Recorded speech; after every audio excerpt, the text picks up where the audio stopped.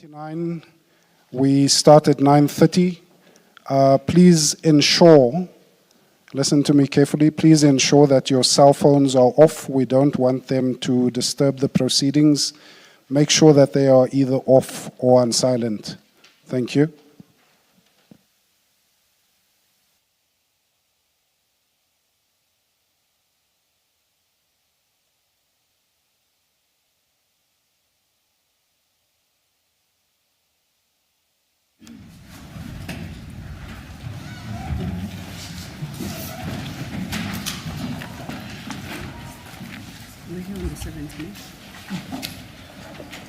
Good morning, Mr. Law. Good morning, Ms. van der Heever.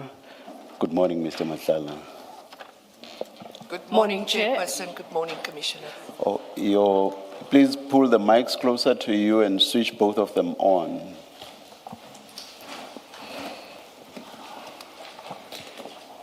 Morning, Chair, and morning, Commissioners. I greeted you and your mic was off. Good morning. Good morning once again, Commissioner. Thank you. Thank you, Chair. Chair, Commissioners, you'll recall that Mr. Matlala had been subpoenaed to appear on the 7th of July, 2026. And on that date, Mr. Matlala's legal representative and I presented ourselves before you, and we had an engagement, the outcome of which was that Mr. Matlala's appearance was postponed to the 15th of July. Today, and the commissioners issued a ruling in that regard and on some other aspects. Mr. Matlala is present. We are back before you, and Mr. Matlala's legal representatives would like to address you, Chair. The issue about which she is about to address you is contained in the folders that have been made available to you, but I will leave it to her to take the commissioners through the contents of that folder. Thank you. Ms. van der Heever.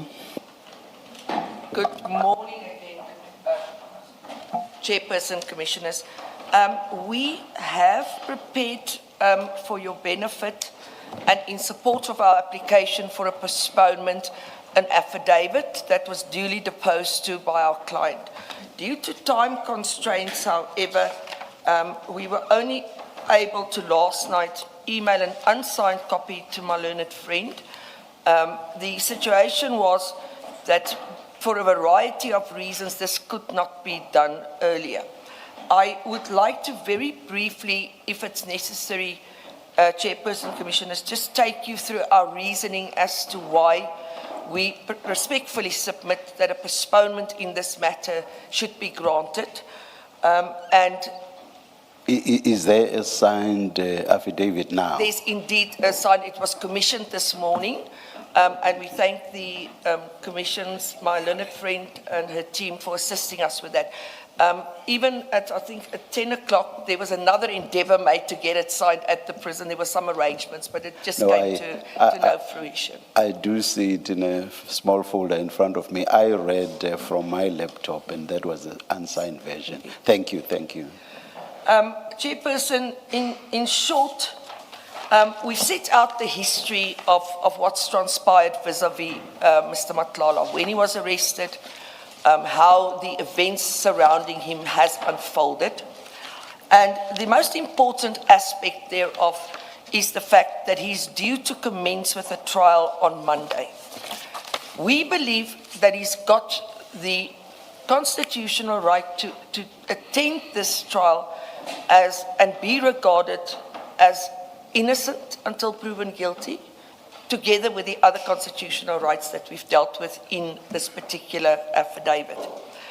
We respectfully submit that for him to deal with some of the issues, which issues play a very big part in the up-and-coming trial that starts in 4 days, would violate his constitutional right to actually challenge the evidence. We've indicated to you, for instance, that both Witness C and Lieutenant General Nkomazi relied on a statement that was given to them by Mr. Matlala.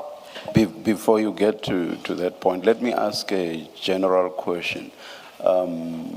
Is the submission that a person required to appear before a commission, but who also happens to be facing criminal charges, can never ever testify before a commission prior to the finalization of the criminal proceedings? May it please, my respectful submission is, if I read, I've quoted for you from Justice Jafta's decision in the Zuma matter, and it's quite... That was a minority judgment. Yes, but still, I would respectfully submit, with the greatest of respect, Chairperson, that where you have constitutional rights, that those constitutional rights, especially in the very unique situation that my You client... see, I'm raising the point that that was a minority judgment to understand on what basis you can then rely on that dictum or on that legal statement to suggest, in response to my general question, to suggest that a person who is facing criminal charges can never ever testify before a commission of inquiry. I respectfully submit that when you have a person that's either an accused or a suspect, I respectfully submit that your constitutional rights, with the greatest of respect, override the compulsion that there would be from the commission side for him to give evidence. He would literally forego a large number of his rights if he is compelled to give evidence under those circumstances.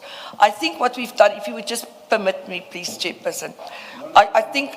No, I just moved my shoulder. Yeah. I did not say anything. No, I think respectfully, what I've endeavored to show to you... You know what we always say in the legal profession, both amongst legal practitioners and people presiding, that when counsel says respectfully, they actually mean the opposite.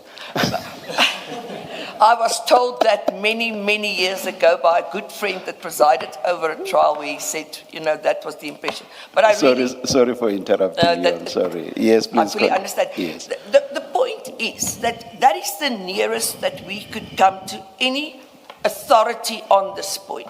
And this issue to us was so important that we were going to try and see if we could actually deal with this matter, if necessary, elsewhere. Where we are right now, I respectfully submit we don't have to go there. Where is elsewhere? Is it a court application? Yes. No, only the approach would have been to actually make, if the matter were to continue, to make the necessary full-blown legal argument and submissions to you, and then depending on your findings to take it on review. I'm honest, I've indicated that to my learned friend before too. It's because we so strongly believe that your constitutional rights, where the Constitution is the most important document in this country, those rights cannot be taken away from you by a commission who's got a certain mandate and who's, to quote my learned friend, on a fact-finding exercise. And more so, I think what we've done, Chairperson, we tried to set out to you why we believe that the constitutional rights, especially in this case, overrides what, and we're not fighting with what our client is duty-bound to come and do at the commission. What we say is, so far you've heard one side of the coin. This side of the coin that you heard, and you see, don't want to go into the details. As we said, we don't want to give away our litigation privilege in that regard.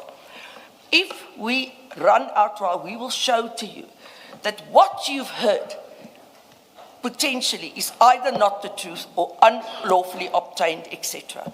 And for that reason, we will, at the end, of course, also assist the Commission in finding the truth in this, what I respectfully say is a quagmire of facts that you have to deal with. That is the one issue. Or may I, before you go to the next issue,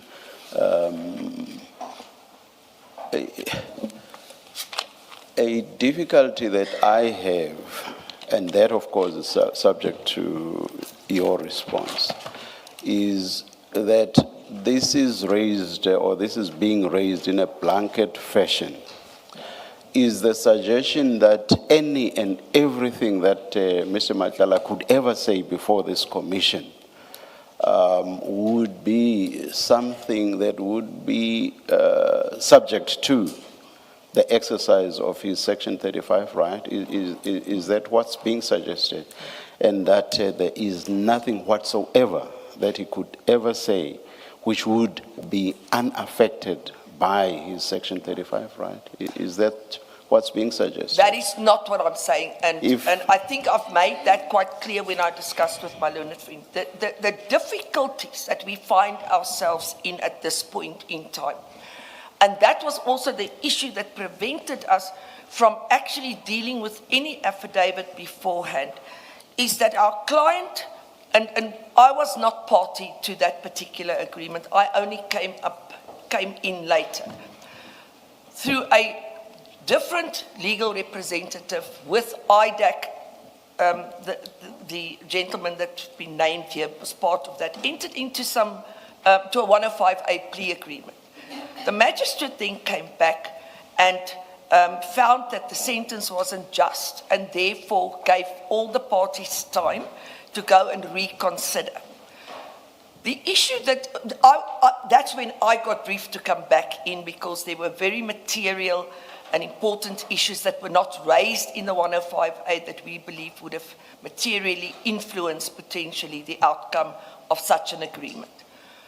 The only time that that matter could be dealt with, or the issues that was raised at that point, and if you bear with me, I have to choose my words carefully at this point because it's a very difficult situation, was when the magistrate finally made a ruling. So past Monday, that is 2 days ago, he actually, in terms, I think it's a 105 capital A 9B Roman 2, if I'm correct. He actually said, well, he asked the state, what is your contention? The state said, oh, we wish to continue. He asked us and we said, no, we assail from the agreement. What then happens in terms of the Criminal Procedure Act is that it's as if there was never any plea negotiations happened. The issue for me is, and this is where I want to answer your question, Chairperson, is we were not involved in those negotiations. We know what transpired and under what circumstances and in those negotiations. It doesn't take somebody to be a genius to having regard to what one's now learned, for instance, on Friday, what happened there. And my attorney and myself made the decision that we are not prepared to deal with any of these questions until such time as we are provided with the notes as to what transpired during these negotiations, as well as potentially any other documents that were drafted and signed. Because from the say-so that we've heard, it impacts on a lot of the questions we were asked to answer. And we are not prepared to just on somebody's say-so say, okay, we now exercise our Section 35 right on this and this and this. We want to come here as officers of the court, properly advising our client how that these are questions that you have to answer. You're compelled to answer them. You can't, let's say, invoke Section 35 rights. And as we sit here, Chairperson, we still can't give you an answer to that question because we still don't have that. So there is, of course, and that is the long and the short of it, there is answers that you can answer. But at this point, I can't come to you as an officer of the court in honesty and say to you, okay, this is my instructions. I need to, because of this quagmire of IDAC's involvement, be sure that what we say to you is truthful, because there's also the penalty of perjury, and of course there's a previous inconsistent statement that can be raised at any stage. So for that reason alone, I agree with you. There are issues, of course, you can never assail your compulsion to answer to those. But until such time as we can present to this Honourable Commission an affidavit that we satisfied contains, is based on facts and where we can invoke that right, correctly, I cannot even go as far as to say we don't know this person. For instance, I could have come to you now because I know from the list, Annexure A, we could give you a list and say we don't know these people. But for the rest, it's not in your interest that we present, in your, and I mean the Commission, the Royal U, interest that we present in piecemeal fashion answers to questions. The fact of the matter is that my client has been made out to be this mastermind by everybody. And we respectfully, from our interaction, say that there's a fallacy in that. And we intend to show... Please tell me when you are done with responding to my question.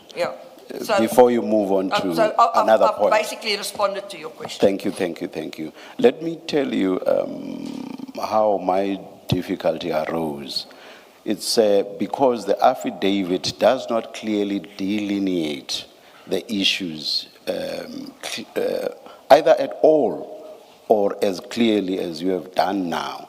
And that is because, for example, the application says the entire commission process must be postponed pending finalization of the criminal process.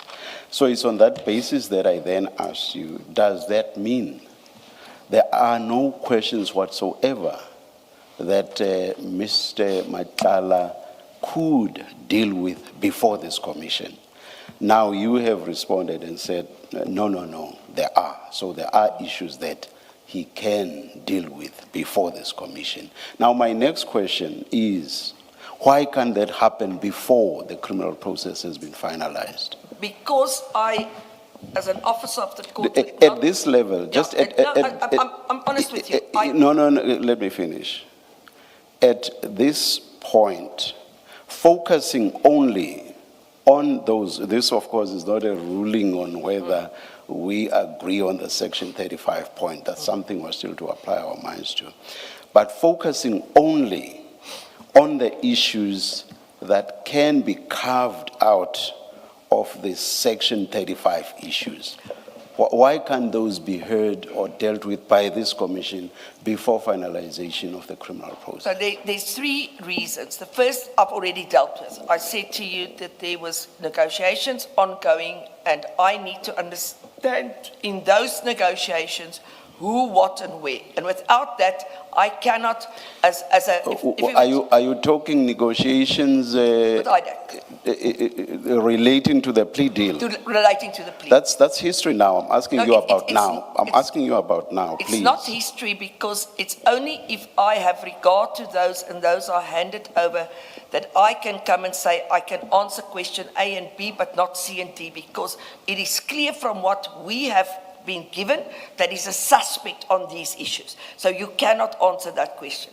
So that is my first point. I cannot at this point in confidence say to the Commission, and I won't permit my client to deal with those until such time as I know what they have negotiated with him, what they've asked him, what he's committed to, what he's not committed to. Is that not an issue relating to whether there should or shouldn't there be a postponement? And that's not what I'm asking you about. No, sir, I'm asking you about the precedence. Yes, Which of the two processes must precede the other?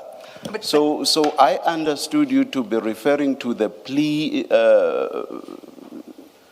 deal in the context of saying, prior to that being finalized, I do not know what to do. I must wait until the end. No. That's something else altogether. No, that's not what... It has nothing to do with whether, once the plea deal is dead and buried, must the commission process wait for the criminal process? So the earlier issue, the plea deal, its finalization or even non-finalization has nothing to do with the question I'm putting to you. It does indeed, Commissioner. If you will permit me just to explain to you. All right. During a plea deal, there is much more than the simple wording in the plea deal that takes place.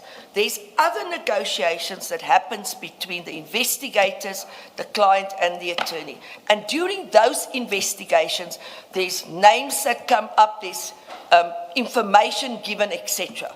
And during that negotiations, a person potentially is, and I'm trying to keep it in the abstract, is told, you are a suspect on this matter. Let's say you're a suspect that you connived with General X to do A, B, and C. General X doesn't appear, for instance, in the plea deal. It's discussed there, there's questions made, there's recordings made, but General X appeared in the Regulation 10.6. Now, for me to deal with whether he's a suspect or not, in respect of anything to do with General X, I need to know what was discussed during the plea negotiations. And it's not just somebody sitting there and now we're drafting a 105A. For what purpose? You are doing that for what purpose? For purpose of invoking my right to silence on that. I can say, No, I've been then told... you don't get me altogether. Then you don't get me altogether. We have already, please listen to me. We have already made common cause that there are issues in respect of which Mr. Matlala is able to deal with before this commission. Now, you are talking about issues that, post the plea deal, may also fall under the Section 35 dispensation that you are claiming. I have said, let's put aside all of that. So what you are telling me falls, according to you, under that basket. I have said, let's put that aside. And let's address our minds to those issues about which there is no question regarding them being heard by this commission. That is what my focus is on. And it's on that basis that I say to you, I do not understand your point about the plea deal and its relevance to my question. I hope you get me now. Let me again try and explain to you, Commissioner, or Chairperson. I can only say to you, we've made common cause on the issue itself. But I can only tell you, as an officer of the court, which of those... No, I will not give you time when you seem not to understand me. I am saying, I'm not interested in the nitty-gritty of what falls under the Section 35 bucket. I'm not interested in that nitty-gritty. I'm looking at the broader question of, on those issues on which there is no question whatsoever, which can be dealt with by this commission, and you've agreed that there are. On those questions, why can't those questions be heard before the criminal process has been finalized? Whether, even accepting, as you argue, that there are some issues coming out of the plea deal which fall under the Section 35 basket, even accepting that, you have said there are some which do not fall under that basket, and my focus is only on those aspects that do not fall under that basket. So clearly, what you've just said about the plea deal is irrelevant to my question. With the greatest of respect, it's not irrelevant, Chairperson, because I cannot at this point in all, as an officer of the court, distinguish between what we can answer and what we can't answer. We can only say to you, the only things... You will never understand me. Please go on to your next point. No, I do understand you quite clearly. The only issues that my client can answer, Chairperson, at this point that we say that we form common cause on is who he doesn't know on the list of the 10-6. The rest of the issues, if I may please, rest of the issues, I cannot say to you, I am prepared to answer this because I don't know if I can. have not asked you that. You are trying to answer a question which I've not asked you. I've not asked you that question. I have simply not asked you that question. I am asking you a general question. It has nothing to do with specifics, and that general question is, on those issues on which there is no question whatsoever, those issues, I will accept for a moment, for purposes of this debate, that there are plea deal issues that fall under the Section 35 basket, and which therefore will not apply to my general question. So I'm asking you this general question again, and it is this. On those issues which even you, whether today, tomorrow, or by the end of this year, there can never ever be a question about them falling under the Section 35 basket. On those issues, and again I repeat, this is a general question. On those issues, what would the basis of us not continuing with those prior to the finalization of the criminal process? What would the basis of not doing so be? The only basis would be that the evidence will then be presented piecemeal. I've said to you, Chairperson, and I stand by it, the only things that he can say to you at this point, I don't know A, B, C, D, and E. The rest of the issues we cannot deal with. And I, with the greatest of respect, do not think it would be in your interest for him to sit here and say, I don't know this person, I don't know this person, I don't know this person. That's the only issues that we can form common cause on that he can at this point answer. We are trying to come to the Commission and answer what we can. The problem is, and I'm sorry to repeat myself, I can only do so if I know what he can answer is shown to me in black and white. I am trying to ensure that my client comes to this Commission and gives evidence to you that is to your benefit, i.e. the work of the Commission.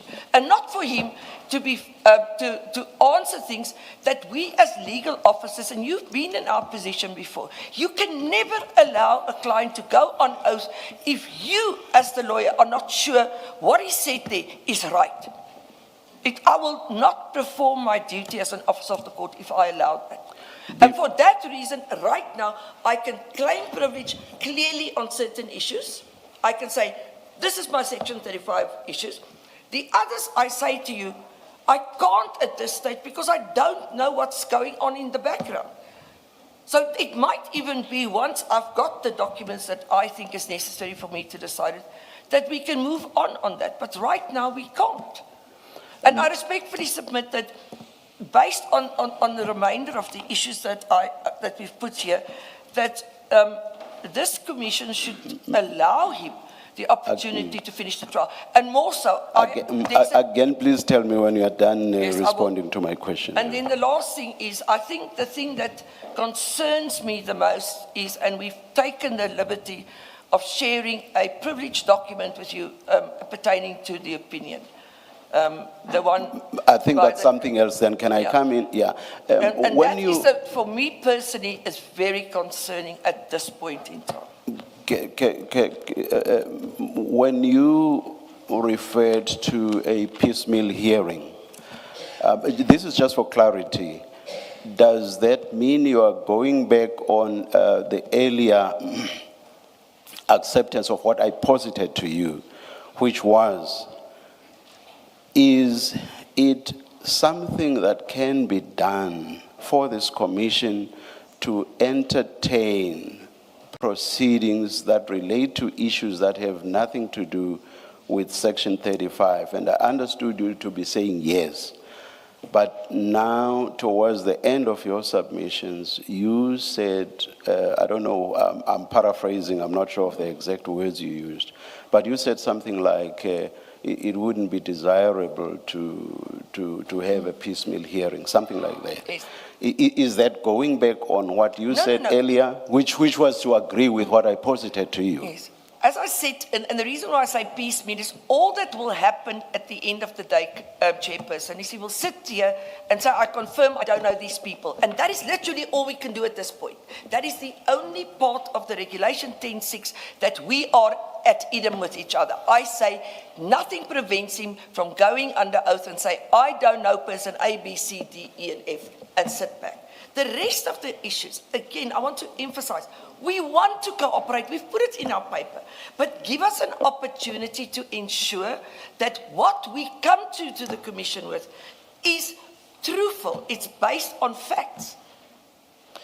Another thing which arises from what you said in the context of the plea deal, and if I understood you correctly, you said this in the context of dealing with why a statement was not prepared. And again, if I understood you correctly, you made the point that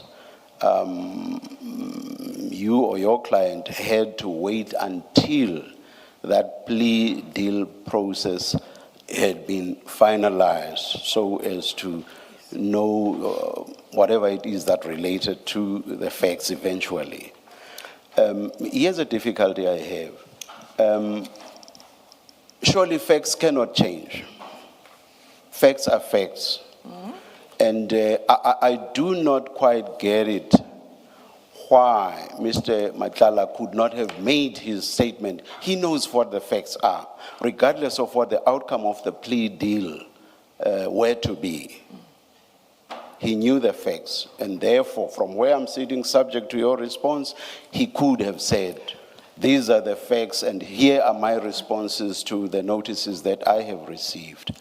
Chairperson, the situation is Or just to finalize, the facts could not be this or that, depending on the outcome of the plea deal. The facts are facts. no, it is different because when people enter into plea deals, there's certain consensus reached and it goes, it's dealt with in totally different way, 105As, than what would normally, as you say, admit certain facts. If you go on a 220 or 115A and you admit facts, it's a different story. A plea deal goes beyond it. So very often, there's facts behind it. As long as that 105A stood there and the magistrate has not ruled on it, our submission is that the issues there, he could not entertain his Section 35 rights on those. He could not come to the commission and say, listen, I'm a suspect or an accused on this particular matter, and therefore I invoke my right to silence. It's a live process, and that live process has many complex issues behind it. So for that reason alone, he could not depose to that, to any affidavit here. I understand what you're saying, Chairperson. I understand what you're saying. But if he were to honestly depose at that point before Monday to an affidavit, he had to answer questions that we believe, because of him assailing from the 105A, he now has the right to invoke a right of a constitutional right.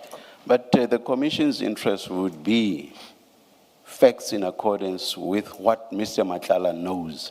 And that has nothing to do with whatever it may be that informed what he said for purposes of concluding the plea deal. So on that basis, I do not follow your response. I stand by my response, Chairperson. I cannot, again, as an officer of the court, make my client say I invoke my right here and there and whatever, when I know in law the situation is that is a life process and he cannot invoke that right at that point in time. The facts, with the greatest of respect, you say that you have to answer facts, but facts have context and facts have background. You might see something as a fact because you've got a General Mkonazi that comes and says, oh, he said A, B, and C. I come back and I can't exercise that constitutional right before you and say, whatever General Mkonazi said, he got out because the client was forced unlawfully and unconstitutionally to answer questions. He was not allowed, for instance, to have access to a lawyer. He was questioned for over 6 hours without food, etc. That surely influences that fact. Then it becomes no more a fact that we can rely on. It becomes a fact. And we know you are dealing with it as a fact because it's part of the process here. But it's a fact that was obtained unlawfully. And we have the right to make sure that you also know down the line that the facts that you rely on, General Mkonazi, for instance, say so, are not lawfully obtained facts. I can't come here and I'll say, please call so-and-so, put him in the box so I can challenge him as to how these facts that everybody now relies on were obtained. I can do that, however, because it's part and parcel of my trial that's starting on Monday. It's exactly because there are those allegations, not only by General Mkonazi, but by many others, that the Commission wants to hear from Mr. Matlala, get his and underline his facts. You emphasize facts coming from General Mkonazi, and I add him and others. You emphasize those facts. What the Commission is interested now is facts from Mr. Matlala. But anyway, unless you want to comment on that, Commissioner Baloyi wants to ask a question. Chairperson, as I said, those facts are facts that General Nkonazi rely on, that he says he obtained from my client. And we say what he relies on, you should not accept. And we can show you in due course why you shouldn't We've not accept. It's just accepted one anything. example. We've not accepted anything at No, this but stage. I'm saying to you, Ms. Van der it's just one example. Yeah. If I can, unless you want to hear me. Commissioner Baloyi has a question. I just want to make sure that I understand what you're saying. I've understood you to say that you want access to the negotiations and the documents and everything that went on in the lead up to what would have been a plea deal that is approved by the court. And you say because you haven't had access to that, you're unable to get Mr. Matlala to respond to the notice that he has been given. Did I understand you correctly? Indeed, because in that process that leads up, I'm sure, Commissioner, you've gone through those processes yourself. There's always deals that are made. Your microphone is off. Yeah. Sorry, there's deals that's made. And that process to come to a finalization of a 105A involves a quid pro quo. And I need to see what the quid pro quo was. But what does it have to do with the statement that must be submitted to the commission? Because let's let me finish my point. That process has concluded, even if what you refer to or what you describe as the quid pro quo were to be relevant to the answers in the statement to be submitted to the commission, which I'm not saying they are, even if they were to be relevant, that process has concluded, has been declared in accordance with the law to be null and void. So for all intents and purposes, it never happened. That's what that concept means. Why is that a hurdle to Mr. Matlala submitting his statement, answering specific questions that have been put to him, and you know that in answering those questions, he's entitled to say, I don't know anything about this, if he doesn't know anything about it, and the assumption that we must make is he's going to be truthful in his responses, and if he doesn't know, that's what it is. Why are the notes and the documents that comprise or that constitute what you say is the quid pro quo, why are they relevant for our purposes? It's highly relevant because let's speculate. I don't want to go into detail, but let's speculate for a second. In order for them to offer this deal, they sit around the table and they say to my client, we want information on A, B, C, and D. And A, B, C, and D forms part, let's say, of your list. But A, B, C, D is not part of the plea agreement. That is the deal that we cut here. You give us this information as an example, and we will continue. We will enter into this deal with you.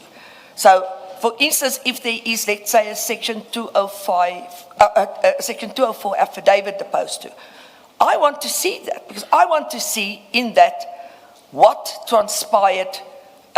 Or what was admitted in that statement, number one. But number two, I want to see, and I feel very strongly about it, what transpired during these plea negotiations. Because in law, normally what happens, it's recorded. Because I have been quite vocal about the fact that, no, I'm trying to choose my words very carefully. The process that was followed, I've made it plain to you, I was not going to be involved in it because I didn't trust it. That's the 105A process. And subsequently, I'm even more concerned about the process that was followed. I understand. And what I'm saying to you then is, in that negotiations, names could have been mentioned, admissions could have been made, evidence he could have disclosed evidence to them, and I can't deal with it if I don't see what happened there. That's information that's within Mr. Matlala's knowledge. I don't understand. I don't quarrel with you wanting to know for your purposes. For your purposes, I don't take issue with that. So you don't need to persuade me that you want to know. You're concerned about how that process was conducted. That's not the issue. The issue that I'm raising with you is specific questions were asked of Mr. Matlala to speak to in his statement. And those issues are the issues that have been identified as relevant to our terms of reference and for our purposes. What I do not understand from you is what is the problem or what is the hurdle to Mr. Matlala answering those questions if you do not know what happened in the negotiations? Because where I'm sitting, that negotiating process has nothing to do with us. It's completely irrelevant for purposes of the commission and getting the answers that we require from Mr. Matlala. Of course, we know that Mr. Matlala has the privilege to claim self-incrimination. I will not answer this question because it will incriminate me. I have a trial coming up. We have experience in this commission about that. People have appeared and raised that, right? And we abide the law when it comes to those issues. What I don't understand in the long engagement with the chairperson that you've had is why it is that until you have received the notes and have an understanding of what happened in the quid pro quo, or what it is that was given in a process that, by the way, is null and void as matters stand, we could never, as a commission, you know that, we could never make any reference whatsoever to what happened in that process, even if we had insight into it. We don't have insight into it. We don't know what was discussed. We don't know what documents were shared, what information was shared. But even if we knew that, we could never reference that because that is an entirely separate process from our process, but that process is now null and void. So nothing that is said in that process comes before us by virtue of having been said in that process. If you accept that to be the correct position and the position of law, not just our conduct, but to be the correct position of law, you haven't said or explained why Mr. Matlala cannot submit his statement, answer the questions in whichever way he chooses, answer the questions asked of him until you've had insight into what happened between him and IDEC. The simple proposition being, he's been asked questions that are presumably within his personal knowledge, and he can give you instructions about those. And where he has no personal knowledge, he can say, I know nothing, and he'll come and tell us that. I don't understand the basis on which you are resisting. In fact, you say, I can never advise my client to answer questions. Well, it's for your client to make the decision whether to answer. Clients work on counsel's advice. It's not you who's answering questions. It's him who will tell you, this is what this question means. And you will say to him, well, that incriminates you. My advice is you don't give them that answer because it incriminates you. It's ultimately up to him to make the decision, not for counsel to say you don't answer because it incriminates. So far, you haven't said to us, Mr. Matlala refuses to answer the questions that you have given to him. You haven't said that. Your case throughout is, I need to see what was discussed with IDEC, which I say, and I say it firmly, it's completely irrelevant for purposes of your postponement and for our purposes. You keep on saying that, but in fact what you should be saying to us is Mr. Matlala refuses to submit a statement to the commission because of A, B, C, D. Then we deal with it on that basis. Thank you. Commissioner, there's a few issues. The one thing that I've noted in the 10.6 that you, I assume, take quite seriously, there's a specific question that says, has any person tried to influence you, intimidate you, etc.? Now, you cannot say to me that that is not relevant to the Commission's work. The answer can only be yes or no. And the rest would be the detail. If we are interested in a yes, if he says, yes, someone has tried to intimidate me, the Commission may well follow up when he presents evidence and say, well, give us the detail of that intimidation. But the answer is yes or no. There's nothing, there's no privilege about it. There's absolutely, and it's a matter that is within his personal knowledge. It doesn't depend on you seeing the documents from IDEC. It's an answer that Mr. Matlala is in a position to give to you. So it's a bad example that you're choosing. No, I respectfully disagree with you, because if there are, if for instance there's intimidation, or for instance if there's undue influence, with the greatest respect, I've come across, and I've got no problem that you yourself have come across people that do not understand that what they are subjected to is undue influence to get to a point. So I stand by my answer previously. The other issue that I want to raise with you is, as a litigator, we've got ethical obligations when we deal with clients to ensure, and you're right, I advise my client. That is my duty. But I do not know of a single attorney or an advocate in this country that will allow their client to depose to an affidavit if they're not satisfied that what is in that affidavit is correct. We all do this. We do litigation, we run trials. That is our ethical obligation.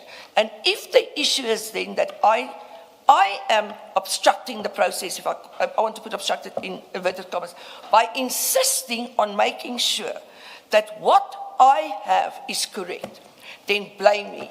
Don't blame my client, because I believe that in acting as I am, I'm carrying out my ethical obligations.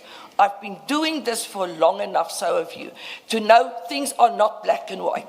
There's a vast grey area in between. And I want my client to come and assist the commission, but I want him at the end of the day to do so free of anybody coming and saying, you're committing perjury because we've got something to the contrary. I want him to come here without later on falling foul of a previous inconsistent statement. It's my job to make sure that that doesn't happen. Can I ask you this question just to make sure that I understand your position? Is your position, and Mr. Matlala, when I say your, I really mean Mr. Matlala because he's the client, is your position that until you receive the material from IDEC that you say you need to see, what was given, what was offered, until you receive that, this commission will never receive a statement from Mr. Matlala and he will never testify? Is that what you're saying? No, that's not what I said. Then what is the relevance of the IDEC background material in a process that has been declared null and void? Maybe I must just go one step further and say that I have discussed with my learned friend, and I actually didn't want to go there, that we can sit down at some stage and try and work out some of these issues. But I'm saying to the Commission that all we want is we want an opportunity to comply with the 10.6. I've never said we're not going to comply with that. We want an opportunity to do so. The second issue is, and I want to almost... what is the opportunity? I think... I want a postponement. I want to make sure that we understand what it is you are seeking from us commissioners. When you say... You are not saying that until you've received the IDEC material, Mr. Matlala can never submit a statement and he can never testify. You're saying that's not your position. My position is not, it doesn't only relate to IDEC. Can we just go one step further? Let's take it one step. It doesn't only, but let me just go. Yeah, it's on. Thank you. It goes further. The Commission is in possession of recordings that was only disclosed to us. So no, hold on. I want us to do one step at a time so that we tick off what is the issue. If we've resolved an issue, we both agree this is off the table now. Now we are going to a different topic. I know that in your affidavit you do speak to recordings and transcripts. We will still get there. You haven't engaged with that. I just want to be clear, because my understanding from the time when you were engaging with the chairperson, and hence my questions that I've asked of you, my understanding of your position was, and still continues to be, that until you have received from IDEC, whenever that will be, if they will ever give you that material, until that point that you've received that material, Mr. Matlala can never depose to a statement, because you would not let your client deposed to an affidavit where in future he gets met with previous inconsistent statements and all of that. So I ask the question so that there's absolute clarity about what it is that we are dealing with. Is your position, let me repeat, is the position that you are adopting that until you have received the IDEC material that led to the now collapsed plea deal, Mr. Matlala will not be in a position to file a statement to the commission, and Mr. Matlala is not in a position to testify before the commission? Chairperson, of course, that is my position at this point in time, because I'm ethically bound to act in that manner. Again, I say to you, I cannot think of any other council that would act differently than I do. So, but Yes. This is not an impediment, because I truly believe we can get the information relatively quickly. So I'm saying to you, please just take into account, this plea deal collapsed on Monday. It's Wednesday. So we've got this very short period. But that's not the only thing that I say. No, don't go to the other things. Right. I'm more interested in the question of principle. I want to establish the principle. It's important to us. If by the time we finish here, you rise and your position is until he has received the IDEC material, or you have received the IDEC material, whenever that will be, maybe tomorrow, maybe day after tomorrow, maybe next year, maybe not ever. I want to establish the principle to make sure I understand the principal position. Is the principal position that until you have received and considered as his counsel or his legal team, until you've received and considered the IDEC material, Mr. Matlala will not file a statement and he will not testify? Is that the position you are conveying to us? Until such time, I am told by any person in the legal profession that I'm wrong in going to a point where I say, part of what I'm doing here is to protect my client's rights. I stand by that. Yeah, I Miss- say it is I the way I was taught. I must insist, Ms. van der Heever, I've asked a direct question. Let's stop this going around. I'm not asking you about being advised by somebody, being told you're right or wrong. And I haven't yet expressed a view that you're wrong, by the way. I'm not saying your position is wrong, right? I'm still at the point where I want to understand the position. And it is a yes or no kind of question. You have motivated, you have argued, and you don't need to do that any further. I'm now at a point where I want to understand, is the position that until you have the IDEC material, Mr. Matlala will not file a statement and Mr. Matlala will not testify? The answer is a yes or no.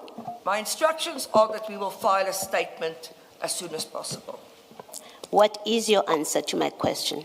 I've told you, Commissioner. So you will file a statement even if you do not have the IDEC That is material? my instructions at this Okay, point. that you will file the I got statement. instructions from my attorney to deal with it. in Thank that you, regard. thank you. May I just, before Commissioner Kumalo asks a question, he says his point is now covered. Okay. You said earlier you had a discussion about timelines or the timing. I just want to find out at this stage, before you continue with the rest of your submissions, to find out by when the statement that you say can be filed, by when will that be filed? Chairperson, I've not I know perhaps arranged it's something you may want to engage Ms. Sillo about, but I would just like to hear from you. May I take an instruction just for Yes, yes.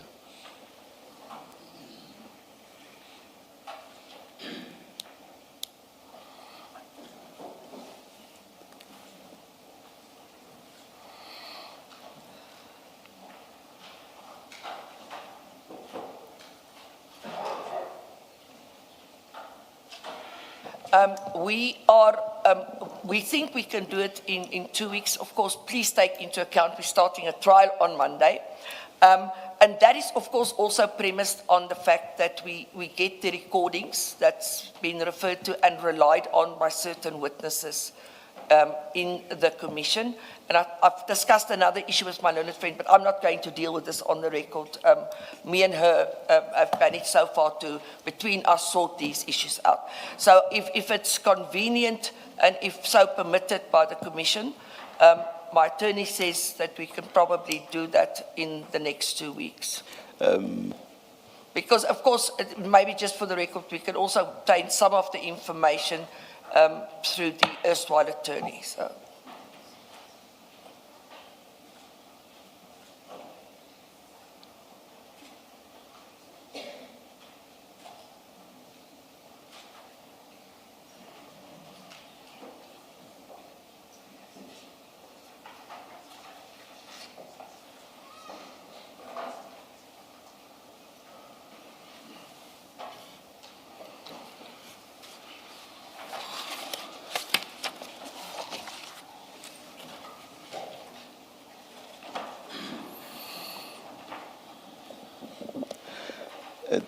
On this and possibly any other issues that may require discussion between you and your colleague, Ms. van den Heever, we'll give you time, so we will adjourn before any ruling is made.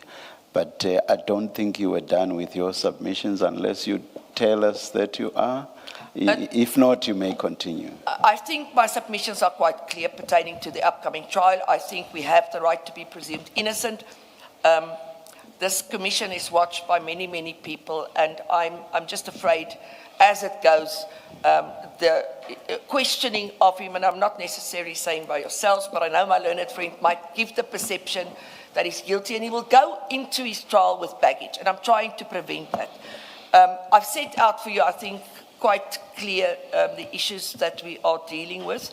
And then, of course, I'm asking you to pay serious consideration to what is contained in the opinion that we've urgently obtained for you, because I find it very persuading. I hope you do too.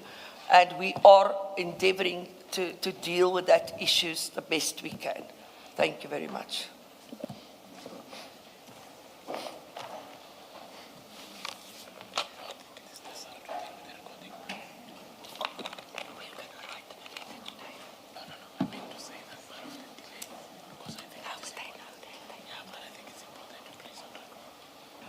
Sorry, Chairperson, my attorney has just asked me to emphasize the point that part of the delay had to do with the recordings that was not given to us, and which is quite important. I'll give you an opportunity. We just...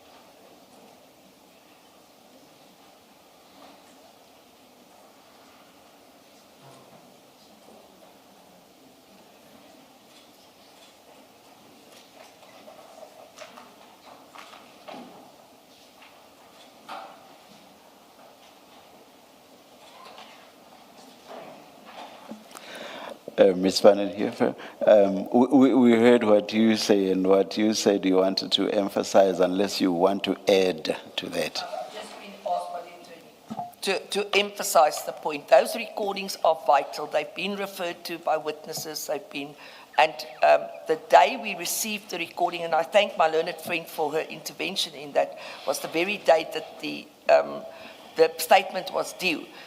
As you can imagine, we've got limited access to the client. I personally had to phone the head of CMAX to ask, please, can the attorney go in? And he's not even finished listening to the recording. So it's also impeded quite a bit of the issues at yes. And then lastly, maybe I should also emphasize that you please take into account, commissioners, that whilst this process of the 105 was unfolding, We were not part of it. We couldn't get instructions on it because somebody else was dealing with it. So even if we wanted to, we were basically, and I say this respectfully, cut off from dealing with the issue for other reasons that I assume will at some stage come to light here. Thank you very much. Thank you, Ms. Van den Heever. Ms. Sello. Thank you, Chair. Chair, I have a witness whose testimony was deferred to later in the morning, and I'm quite mindful of that witness. So that constrains me significantly as to how I respond. So I will try to be as brief as possible, and in so doing, perhaps to assist the commissioners. I would like to start with where my learned friend ended, which is an offer to file the statement in 2 weeks. That effectively takes care of the first part of the ruling, or was it the second part, but one part of the ruling of the 7th to file in 2 weeks. We have spent over an hour engaging, my learned friend engaging you on matters that don't get to that conclusion. That's where she ought to have started and would have saved significant amount of time. I say this because on reading the affidavit in support of the application for postponement, one must bear in mind that we appeared before you on the 7th of July. Everything that is in that affidavit predates our appearance. And it is at that appearance, notwithstanding the facts as asserted in that affidavit, an undertaking was made. So if those facts were not relevant prior to the 7th, and the very facts, notwithstanding the very facts, they were able to make specific undertakings, which included filing by the 8th of July and appearing on the 15th, I truly do not understand how then they become relevant come the 15th. They revive, they suddenly become relevant. The challenge with this application is nothing in the affidavit speaks to the period between the 7th and the 15th. Nothing happened that even threatened the undertaking made to you on the 7th, Chair. So the question is, why must I entertain this entire argument, if not to waste the Commission's time? Mr. Matlalla's legal representatives were informed by certain facts to conclude that they're in a position to make certain undertakings on his behalf. They don't come here and say, those facts have changed. They don't come here and say, since the undertaking was made, new facts have come to light that make it impossible for us to comply. So technically, that undertaking made is not worth the paper it's written on. And this is a complete waste of the Commission's time. Can you, Now, sorry, yes. Mr. Lilo. Can you please make me understand something Ms. Van den Heever said on the 7th? Yes, Chair. Ms. Van den Heever indicated that she was agreeing to the filing Yes. by the deadline that was indicated, something like subject to the reservation of Mr. Matlalla's rights. Even as she said that, I wasn't sure in my mind what exactly that meant. What was your understanding? My understanding... Of course, maybe I should have asked, I should have put that question to Ms. Van den Heever. It's a subject, of course, to Ms. Van den Heever confirming, Yeah. but I'd understood that the proviso was file on the 8th, subject to Mr. Matlalla's right to supplement statement filed. That was the reservation made.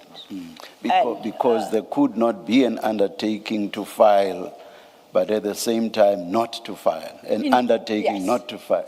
And in fact, It's even wrong for me to refer to the latter as an undertaking. Yeah. And in fact, that proviso was discussed amongst ourselves because of the tight timeline they then had to file by, having missed previous deadlines, the only way to cure any potential prejudice to Mr. Matlala was to agree and place on record that he reserves the right to supplement. We thought it is a natural way to go, and he's entitled to supplement whether or not he has reserved that right in any event. But to the extent that it was necessary to articulate it in no uncertain terms, we were agreed to that. So that was the proviso, Chair, that was attached All right. to the filing. Please continue. Thank you. So at the end of the day, what the legal position is regarding Mr. Matlala's constitutional rights, as posited by my learned friend, is irrelevant for our purposes. She may very well be correct, she may very well be wrong, but it doesn't advance the issue any further.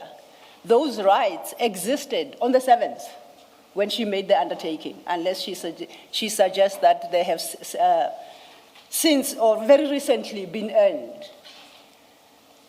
I listen carefully and I resist the urge to argue that this is a moving target. And each time we think we've got the target, then that target is going to move. And we are continuously chasing a rabbit we cannot catch. And Chair, I implore you and commissioners to please put an end to this. Witnesses come here and make undertakings. They give dates. We work on a very tight time schedule. Either witnesses respect the rulings given by the commission and adhere to those rulings and file, or either appear on the dates that have been either directed by the commissioners or on which they have made undertakings, because otherwise it makes the work of the commission impossible. We now have to change things about. We now have to find another slot for Mr. Matlala. We now have to plan for him when to give an affidavit, a statement, and to find a slot. And all this time, it's in circumstances where this commission has got a limited time span left to it. I am concerned about the approach being adopted by Mr. Matlala's representatives, and I don't think it is particularly appreciative of the challenges that the commission faces.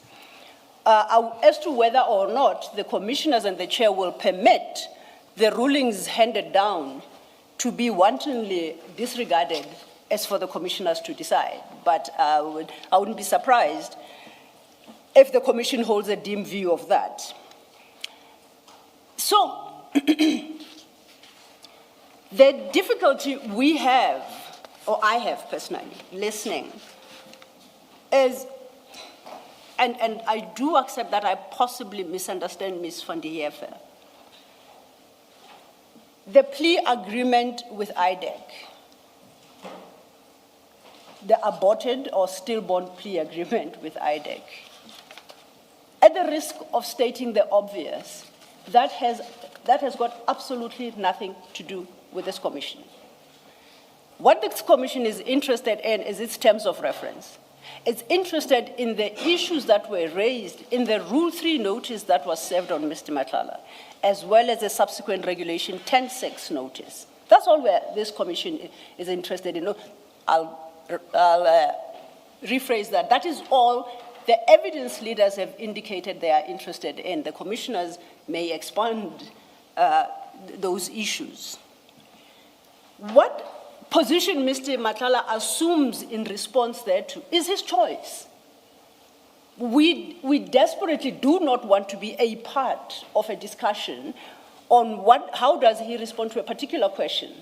If a question posed invites a defense, a Section 35 of the Constitution defense, so he must state, and then we will deal with the defense as raised when he appears. And as I put it to Ms. van der Heever, it cannot be that everything he could ever say is covered by or by Section 35. Indeed. Or bears relevance to the Section 35 protection. It can never be, and Ms. van der Heever accepted that. Yes, Chair. And facts are facts, and they should not change in accordance with whatever it was that went on under the plea deal. But as Commissioner Baloyi said, that's null and void anyway. In any event.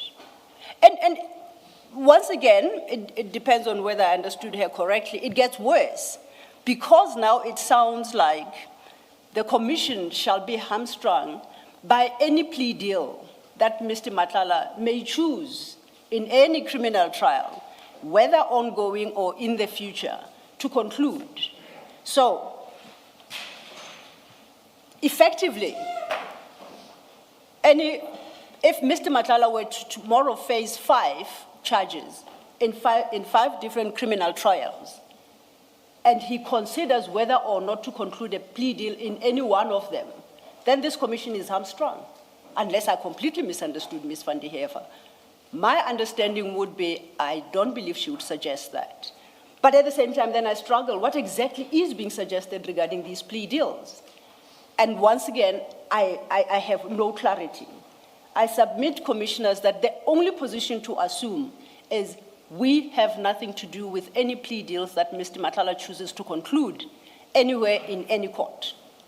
He has 2 defenses in this commission. It's a Section 35 defense, or buttressed, in fact, by Section 8, sub 2 of the Commissions Act, that anything he says that would incriminate him cannot be used against him in any criminal case. So he's got 2. He can raise them. So why we are having a debate about plea deals and whether or not his legal team understands the facts that underpin such a plea deal is a challenge to me. Now, the offer, mindful of the time, made to file in 2 weeks, I can accept. In any event, it's up to the commissioners. However, the offer, if I understand it correctly, sounds to be conditional, and this is what the condition is. It's dependent on whether or not they get the requested information from either IDEC to enable them to answer the questions posed. If I misunderstood, because I think Commissioner Baloyi indicates there's shaking her head as if I misunderstood her. I think the ultimate position was they will file a statement. If it is wholly unconditional by a specified date, then I'm happy. Because my concern was that if they do not get the required information from IDEC, or IDEC just outright refuses, then they would be entitled in law to approach a court to compel IDEC to provide such information if they have a basis in law to do so. And if that court case is unfavorable to them, there are appeal proceedings. So the question would be, do we await that information and the challenge to right to that information to run its course until the Constitutional Court before we get a statement? But I will accept what Commissioner Baloyi says the filing in 2 weeks is unconditional. If that is the case, then we just need to set a date. And if the statement is not filed, we shall be back before you, Chair. And I suggest that the consequences will follow. What then must happen now is to lock in a date, as we did of the 15th that has now collapsed, as to when Mr. Matlala will appear. And I say so because we as the evidence leaders have to go rejig our program and accommodate the new dates, while at the same time making sure that there is sufficient time for everybody to prepare for Mr. Matlala's appearance before you. Would the preference be for the postponement to be to a specific date or a date to be determined? No, Chair, I would prefer a specific date at this point. Specific, all Yes. right. All right, please continue then. Thank you, Chair. And to assist perhaps the commissioners to consider a possible date, my learned friend will confirm, I understood that the upcoming trial that starts on the 20th. Just a minute. Yes, Chair.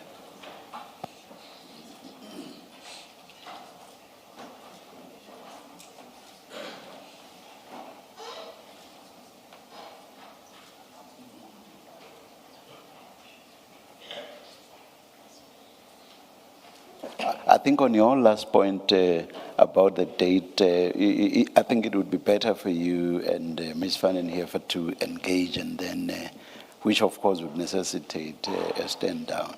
And when we come back, hopefully we'll get an agreed date. Oh, no, I'm happy with that approach, Yes. as long as I come out of this hearing with a ruling on a date. Chair. However that point is reached is irrelevant. I'll accept that, Chair. Any further submissions?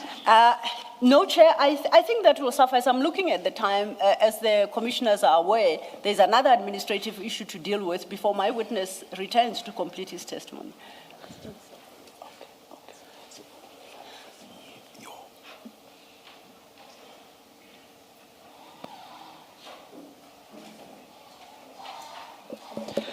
Any reply, Ms. Fanny? I'm going to be very brief, Chairperson. Yes. I'm not going to go back to the issues of the plea deal. I've got experience in that regard, and I know it's important. And at some point in time, I will demonstrate to you what the importance of that is. Yes. The second thing, my learned friend says that subsequent to the date of the 7th, nothing happened. The affidavit sets out quite clearly what happened subsequent to the 7th. The 13th, we were back in court. There's also the issue on the 8th, the recordings were disclosed and what happened there. So my learned friend is not correct when she says there's nothing. It's been set out chapter and verse what transpired from that date on. And the thing that's quite important, Chairperson, is I don't believe this commission, and I've said it before, as you recall, we're not here to ambush witnesses. And it's for that reason that I'm entitled to ask, if you're in possession of certain material that you wish to use against my client, I'm entitled to ask for it. Because that way, we level the playing field. So that also needs to be taken into account. Lastly, you were quite right. I did reserve my right twice. Or just before you move to a different point, wasn't everything that Mr. Matlala required given before the 7th of July? We said that there must be certain recordings. We then given 13 voice files. We then said it's clear somebody went and extracted, like cherry picked and given us 7 voice files. We now want the complete recordings from which these were extracted. We were then given on the 8th, I think, recordings, 2 recordings. There's in fact a 3rd recording that was not given to us. Then we were handed over, I discussed it with my learned friend, and she made some inquiries. We were given a transcript, an unofficial transcript of the one.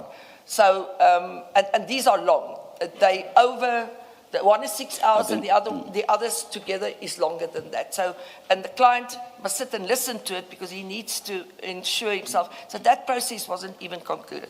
And then lastly, as I said, it's just an issue of, I did reserve my right because I foresaw what was going to happen at that point in time.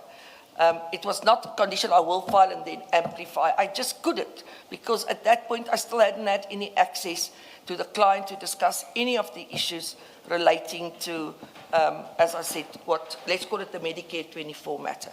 One more thing, Chairperson, I'm going to ask you and the commissioners to consider the following. I'm going to ask that we be assisted and that an order is made that we get access to the client over weekends with electronic devices, in other words, with the computers, to assist us in dealing with all of these things. It's very difficult if we can't do that. It's the times that you can see the client is limited. There's only a limited number of legal practitioners at any given time that can see the person. And if you were to see him in the normal way, there's a thick glass and you can't listen to recordings. So we would like, if there's any way that you see open, that we be allowed for this weekend and the next weekend to get access. After that, we won't need it because the last weekend would be just before the filing. Because we're also starting on Monday, he gets transported, very limited time in court because we're running the trial. So what we can do is we can get drafts exchanged that he can look at that, but to finalize it, we'll also need to have access to him next weekend at the present one. How is it done for purposes of the criminal trial that's commencing? Is it next week? We've had consultations long before. It's actually a much simpler matter than anybody has made it out to be. And that's why for that it was easy. We've given the client the dockets that was disclosed, and when we had opportunities, we've discussed with him our defense, our plea. So that was, and we had two person-to-person meetings that was allowed by the head of the unit. So we could actually sit go in with computers and have those. But for some reason, I think because of what has been transpired, we are not getting access that easily anymore. I can just speculate why suddenly, after things have started going a bit differently. So all I'm asking is if you can assist us in that regard, we'd appreciate it. Yeah, I think something like that would have to be dealt with administratively. I cannot make a ruling here. But anyway, it's not that I understood you to be asking for a ruling. Yeah. Because, for example, I do not know what prescripts correctional services may put up and say, we can't comply. No, so all I'm basically asking but that should never be understood to say, after agreement on a date, what happens or does not happen will then be a basis for saying, no, we are not able to file because. Please continue if there are further submissions. Simple, we will do our best, but maybe something from the Commission side that we should, without making a ruling, that from DCS side that they should do whatever they can to assist us. I think that would go a long way. That would give us something in the hand to now go and do from our side what we need to do. Thank you. I've got nothing else. Nothing else. I agree with my learned friend then that we discuss inter partes the date. Yes, all right. Ms. van der Heever, without getting into it, I just want to know its status. The opinion letter, I'm not getting into it. Was it filed just for the purpose of today's postponement? It was to deal with just today. Oops, it doesn't work anymore. Oh, there it goes. It was done for today because of, as I said, that's all I wanted to say. Yeah, it doesn't go beyond. There are other reports and things that's available. That's been drafted. We have been communicating with the head of prison with regard to the issues. But I don't want to go into that further at this point in time. It was just for today's postponement. For That's today, all I wanted and the relevant to part of it, you'll find about the issue of. Yeah, I mean, you've read it. Leave it there. That's fine. Thank you, Mansur. Chair, if I may, for the record, to correct for the record and posterity, Ms. van der Heever speaks of being provided with random extractions from recordings. That's wholly incorrect. The recordings that were provided were recordings that were played in this commission during the testimonies of witnesses. As we do when we provide our Rule 3s, we provide the evidence that implicates the particular witness who served with a Rule 3. Those are the 13 recordings that were played in here. They were not random. Nobody went into the recordings and decided they like the sound of the clipping from 1 hour 15 to 1 hour 17 minutes. So that is one. Those were provided on the 18th of June. They were given to Mr. Matlala. It is only on the 7th of July, after the ruling, and their statement is due the next day on the 8th, that they require the complete recordings. And they were duly provided on the 8th. So it is not like information was denied them or we failed to respond positively to any request for information made. Each time it is made, it is given. The inescapable conclusion is nobody listened to those 13 clippings when they were provided, and because if they did, they would have made the determination at that time already that they require full clippings in order to prepare a statement. Thank you, Chair. Maybe that just on that issue, Chairperson, what we immediately on receiving those recordings send it off to an official transcriber. It was in vernacular. It then had to be typed up and then transcribed.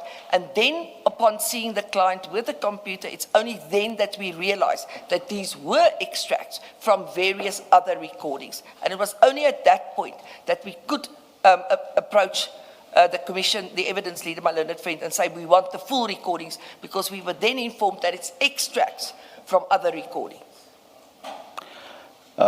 We will, thank you to both of you. We will, let me just look at the time.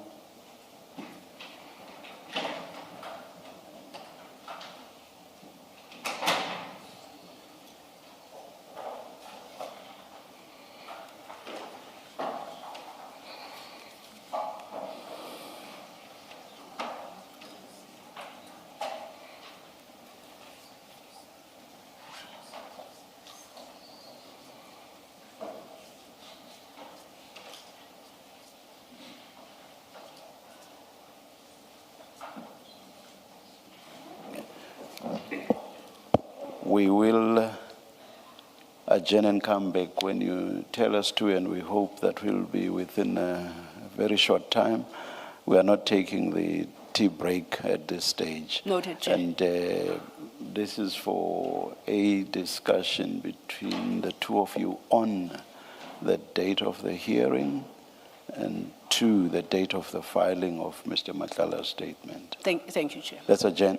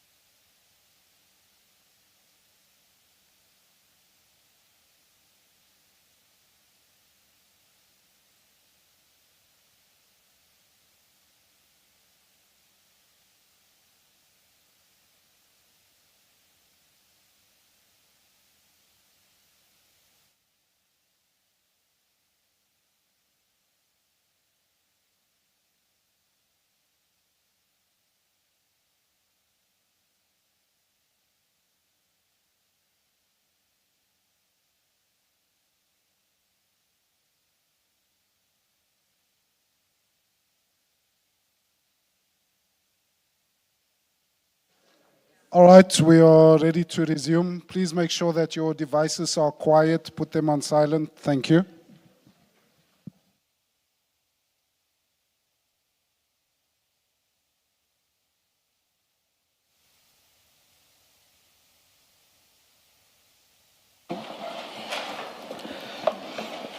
In hindsight, I think we should have taken the tea break because we are going to lose a lot of time now.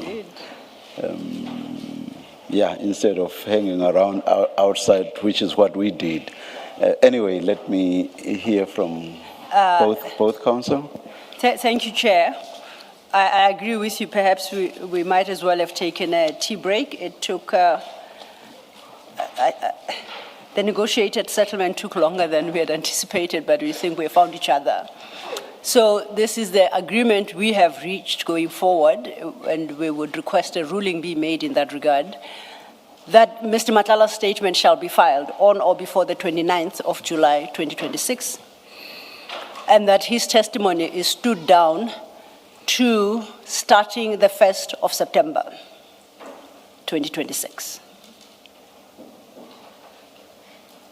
So the hearing will commence on the 1st, and depending on the issues that we have to engage with, that could run into subsequent days. We would request that we do not commit to specific dates thereafter, but there's an appreciation that we are not fixing one day of the 1st. It's from the 1st. Thank you. Thank you, Chair.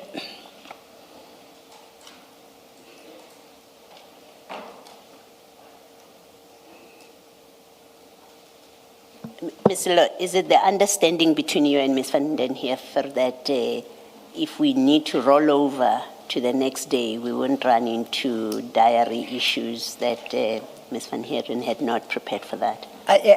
Exactly, Commissioner Baloyi, and hence I express his date of appearance as from the 1st. So the agreement is the 1st and succeeding days as much as are required in that week. But I don't want to give, I won't say the 1st to the 4th, it could very well be, but we start on the 1st until he concludes his testimony. Uninterrupted, thank you. Thank you. Chairperson, I indeed confirm that that is the agreement. My understanding is that we start on the 1st and then it will continue until such time as we've reached the end. If I may just use an opportunity to just deal with one issue. I got a random message from somebody on my phone telling me that I'm not allowed to shout at you, Chairperson, or the other commissioners. I just want to make it plain that I don't shout, I just speak very loudly. Most people know that. So I am sure you didn't perceive it as shouting, neither yourself nor the other commissioners I spoke to. Just for people that don't know me, I speak very loudly. It's not shouting. Thank you very much, Chairperson. If it gives you any comfort, Mr. van den Heever, let me tell you that a judge, when I was appearing in the Mthatha High Court, once shouted at me saying I should not shout at him. So Then we're in the same boat, Chairperson. I'm very happy to hear that. Thank you. thank you.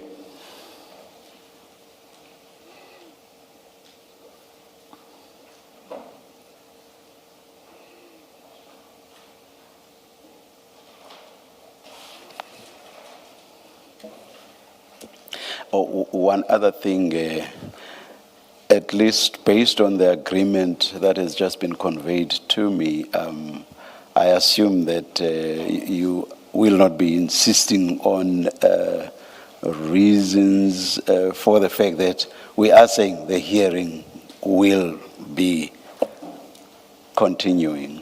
I do not need Thank any you. reasons. May it please you. Thank you. Thank you, thank you. I thought I should just take care of that because there was the muted reference to the possibility of a High Court application.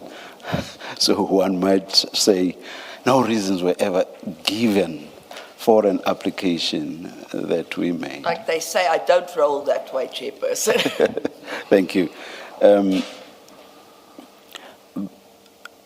I make the following ruling. Mr. Matlala must file his statement not later than 29 July 2026. And that's one. Two, the hearing of his testimony is postponed to 1 September 2026 to continue until the hearing has been finalized. Thank you very much, Chairperson. Thank you. Thank you, Chair. Thank you. Mr. Matlala, Ms. van den Heever, you are excused. And because we are continuing with you, Ms. Sillo, you are not excused. Chair, Is it? it's not with Oh, me for the later. next admin issue, yes. So thereafter I come Still back. you are with us later in the day, of course. Yes, But thank thank you, you, thank you.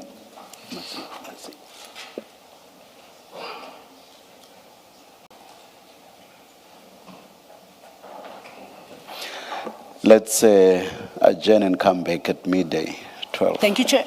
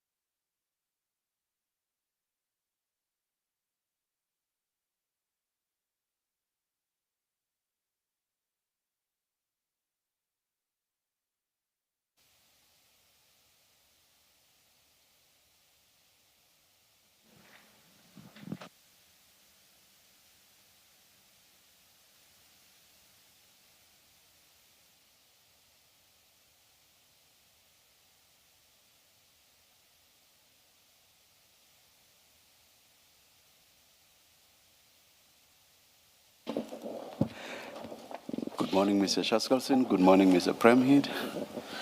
Morning, Chair. Morning, Chair. Morning, Commissioners. Chair and Commissioners, you'll recall that 3 weeks ago, Mr. Karim was postponed to today's date. He's not here today, and we received a doctor's note yesterday that refers to his admission to hospital on the 17th of June, which is more than a month ago.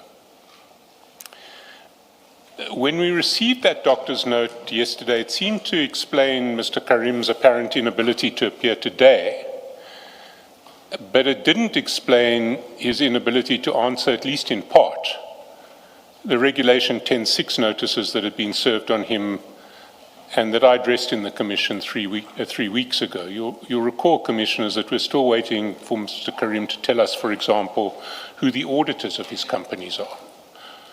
There's nothing in his doctor's note that suggests that his health conditions are of such an order that he's been unable to do that for 2 months. Similarly, we're still waiting for Mr. Karim to furnish audited or even unaudited financial statements for 3 of his companies, Ziggy, Tasmika, and Tamiz. There's nothing in the doctor's note that suggests he'd have been unable to issue a simple instruction to the officers of his companies to do this.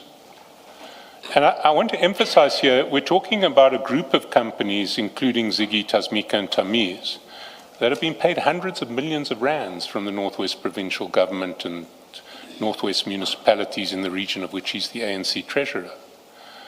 Companies in this group continue to perform services for those organs of state and continue to be paid millions of rands by those organs of state. We're talking about multi-million rand businesses, not, family-run sort of small businesses that have to shut down if their owner is unwell. So if Mr. Karim took the trouble to ask someone, he ought to have been able to arrange that we receive the financials we've been asking for months now. That's where things stood yesterday.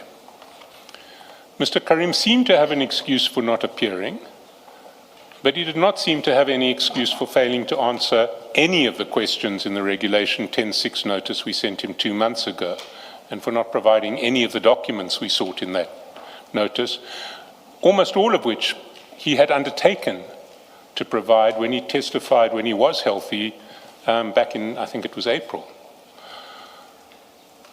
That was yesterday. And then after we received the doctor's note under cover of a letter from his attorneys yesterday, late in the afternoon yesterday, we received 2 different whistleblower reports, both confirming that Mr. Karim and an entourage had been seen yesterday going out for lunch at a shopping centre in the Western Cape. The 2 reports corroborated the same details. They seem to be independent of one another. And they've now been confirmed by eyewitnesses at that shopping centre, who we have independently contacted. So we now have it from multiple different sources that someone who seemed very much to be Mr. Karim arrived at the shopping centre with an entourage, went into Woolworths before going off to have a late lunch at a restaurant in the shopping centre. We've subpoenaed CCTV footage from the shopping centre, and we expect to have it received, and we expect to have it thoroughly analysed by midday tomorrow.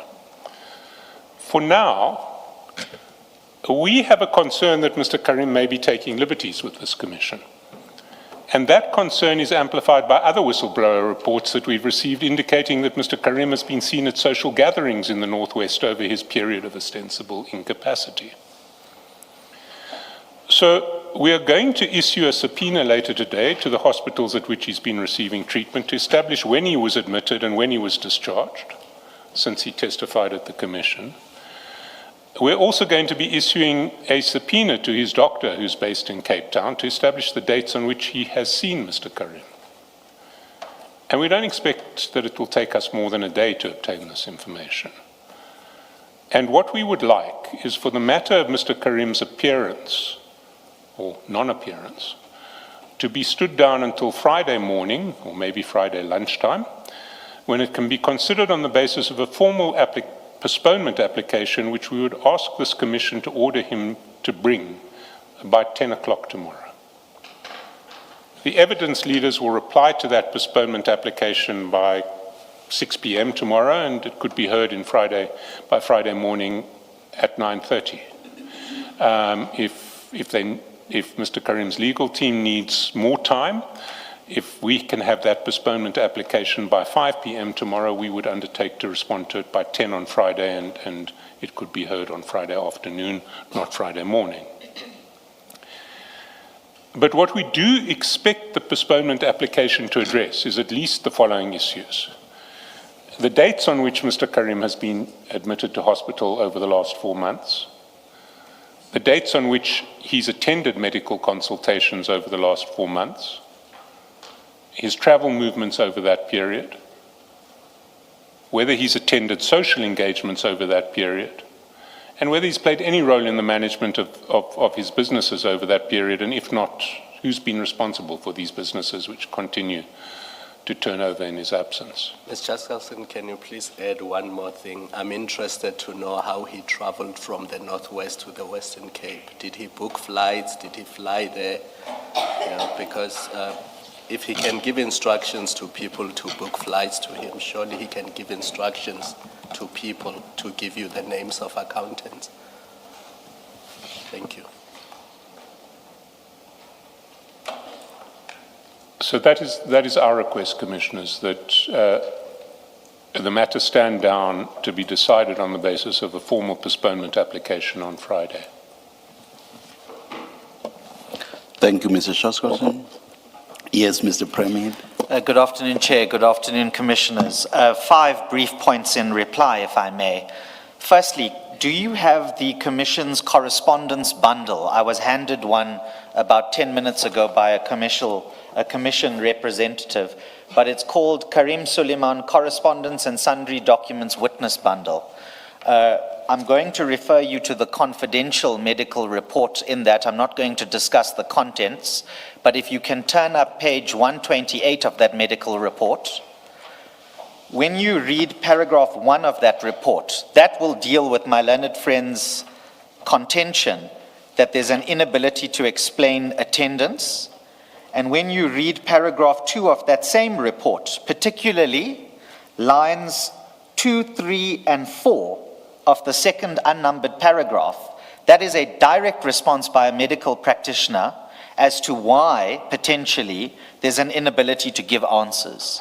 So insofar as my learned friend says there's just no explanation at all, that's contradicted by the medical evidence of an expert in a particular field of medicine, which my learned friend is not. That's point number 1. Point number 2, my learned friend must choose his words very carefully with all due respect, because my learned friend talks about hundreds of millions of rands, companies that are continuing to service the state, multi-million rand businesses and so on, and he uses the quantum of my client's otherwise legal business to evidence some or other gratuitous behavior in front of the Commission. Until such time that a court orders otherwise, that there was unlawful business dealings with the state to the tune of those hundreds of millions of rands, the fact that there's business that may or may not be done to the tune of hundreds of millions of rands is neither here nor there. So my learned friend must choose very carefully his words in elevating otherwise perfectly legal facts to be weaponized into some sort of smear, potentially, against my client and otherwise lawful activity. The third point that I would say, in respect of Mr. Karim's undertakings to give the evidence, is you'll know that Mr. Karim, if you'll give me 1 second.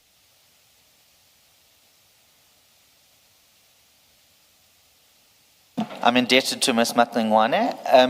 On the 13th of April, suffered the medical incident, and at least on our version, he has been in medical treatment since then. And so his ability, notwithstanding undertakings whilst given in the box, must be construed having regard in particular to that second paragraph that I referred you to on page 128 of the bundle. Can I say, in number 4, in respect of these whistleblower reports and the alleged corroboration or not corroboration that has occurred or not occurred, and this is a two-part point, so you'll forgive me. The first part of which is we only learnt about these facts today. I know my learned friend says he also only learnt about these facts today, but apparently these social gatherings were known about before. And it's the first time we're learning about these things today, and I must place this on record, in as much as I don't for 1 minute question my learned friend's ability to rely on those allegations to raise a question about Mr. Karim's position in front of you. We would respectfully submit, and I know earlier there was an exchange about whether respectfully is respectfully or not respectfully, but I'm respectfully submitting. I'm happy you were listening. Yes, no, the commission is warmed up by the time I come here, so I know what I'm walking into. The point that I would make is that it's unfortunate we're learning about these in an open proceeding of this kind, and that these demands about what this formal postponement application needs to entail in an open session of this, rather than to have had an opportunity, even after either a stand down or a postponement was asked for today, given that the client is not here because he's presently in the hospital. So it's unfortunate we've learnt about it in this way, but my learned friend and I throughout the morning have been talking intensely about what he can give me and what he can't give me, and whether he's going to give me the CCTV footage he's already got in his possession or he doesn't. Well, I don't think we're in agreement on that, but my learned friend very kindly my learned friend has very kindly given me the license vehicle registration of the vehicles that were apparently transporting my client or not transporting my client yesterday, and we'll deal with that in due course. All I'm saying is that the manner in which we've learnt about this is regrettable, and the reason it's regrettable, and this is the second point of my fourth point overall. How do you suggest you should have learnt about it? That is a segue, thank you, Chair, to the second point I want to make under this, is that with all due respect, I'm now concerned that we are inadvertently using the postponement application and the allegations regarding the movements of my client or otherwise as a mechanism through the back door to undermine the otherwise unimpugned medical evidence in front of you. And Chair, you asked me how should we have learnt about it.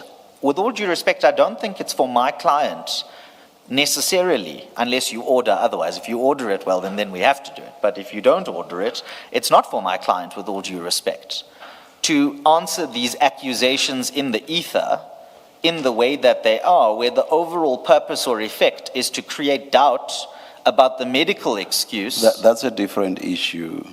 You raised an issue, or rather, you complained about having learnt of the information in the manner in which that happened.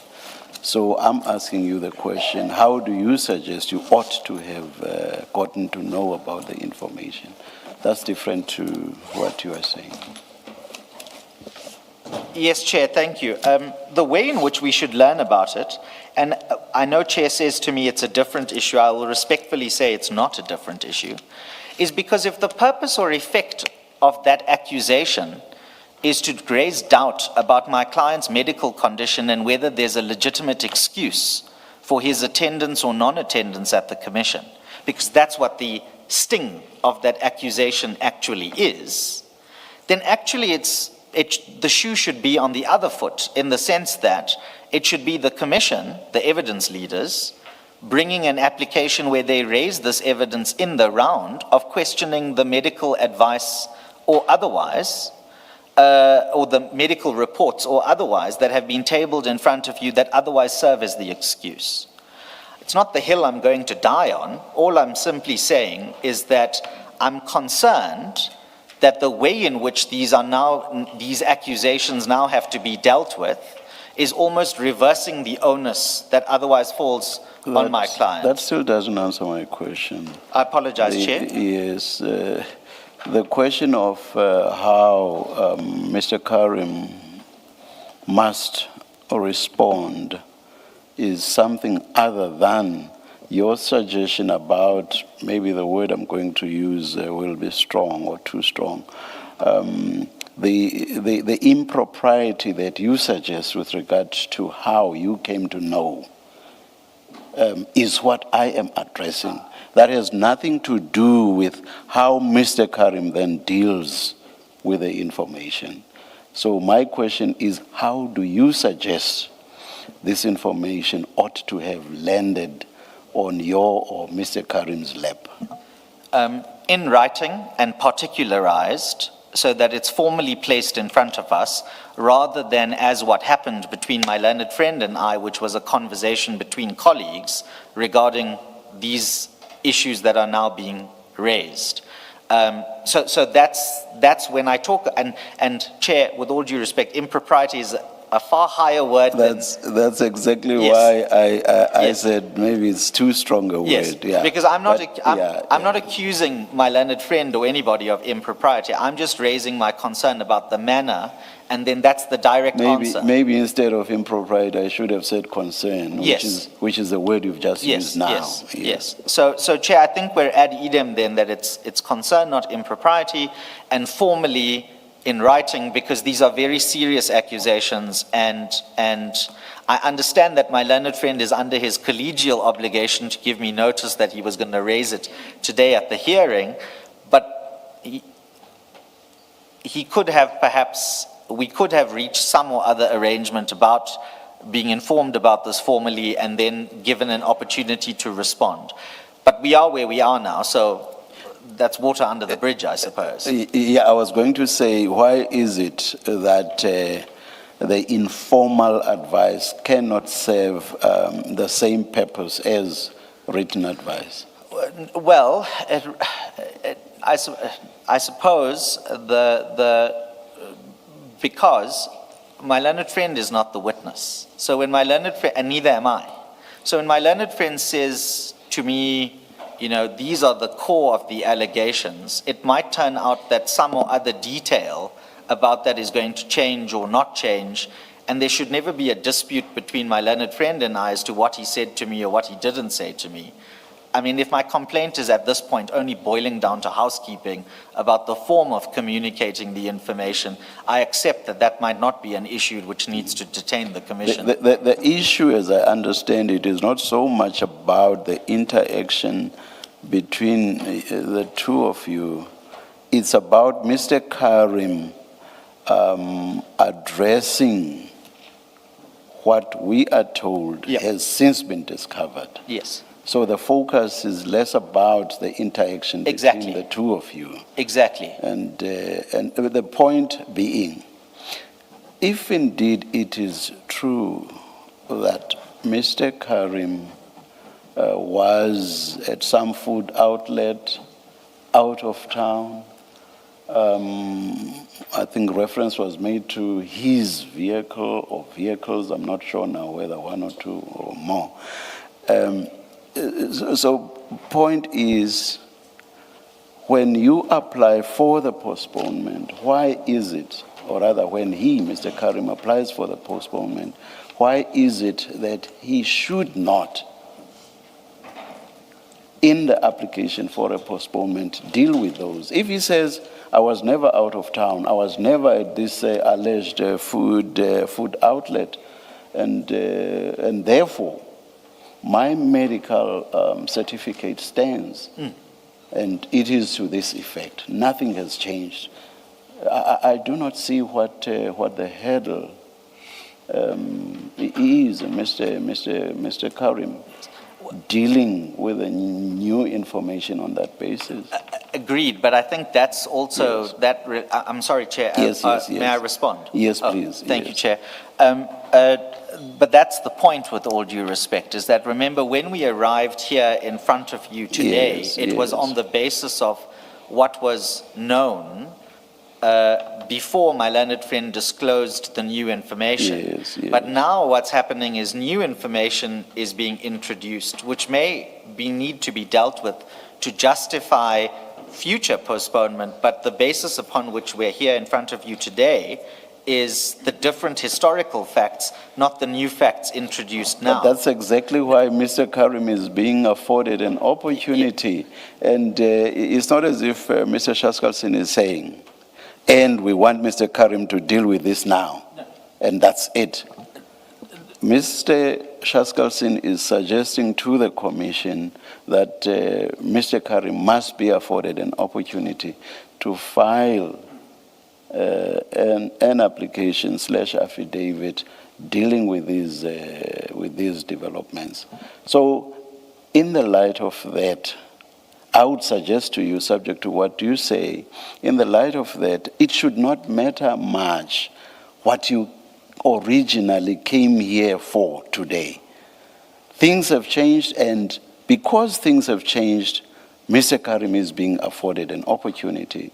So unless other submissions are made, I do not see what the unfairness to him would be. Mr. Karim, because of these developments, bring an application which will be heard on Friday at whatever time. It could even be in the afternoon. And deal with these developments. Tell us why you are not able, for example, to provide the Commission with the information it required, or to give the necessary instructions to whoever may do so, to give the Commission that information. So in that application, he must deal with all of that. That's why. And issue, as I understood Mr. Shaskalson being, this information was requested a long time ago, and Mr. Karim has not provided it on the basis that he is not well. Now, these developments referred to by Mr. Shaskalson, at face value, suggest that Mr. Karim is going on about his life. That raises the question, if that be so, and underline if that be so, how can it be that he is not able, either himself to furnish that information or to do so through others? And he's afforded an opportunity to respond and say, I cannot, I simply cannot. And to do that, and to move the application on Friday. I'm not saying that's what we are going to rule, but that is what Mr. Shaskalson is submitting should happen.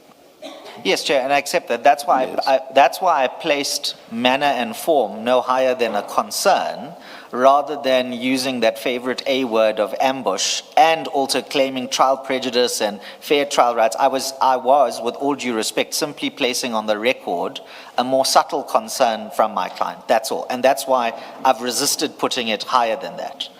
May I just say that in respect of the face value concern and the timing of the evidence and the way Chair posits to me what Mr. Chaskelson put to you, Chair, you've already heard me on that page 128 paragraph of the bundle as the explanation.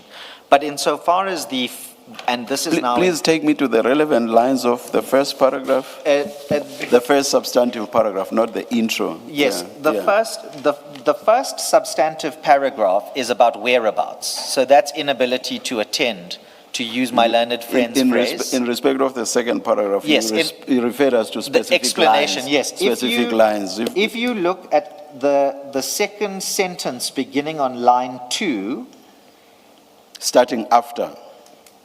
We're not going to read it. No, we're not going to read it, indeed But not. is that the one starting after? No, given. Oh, given. On my side, I have given.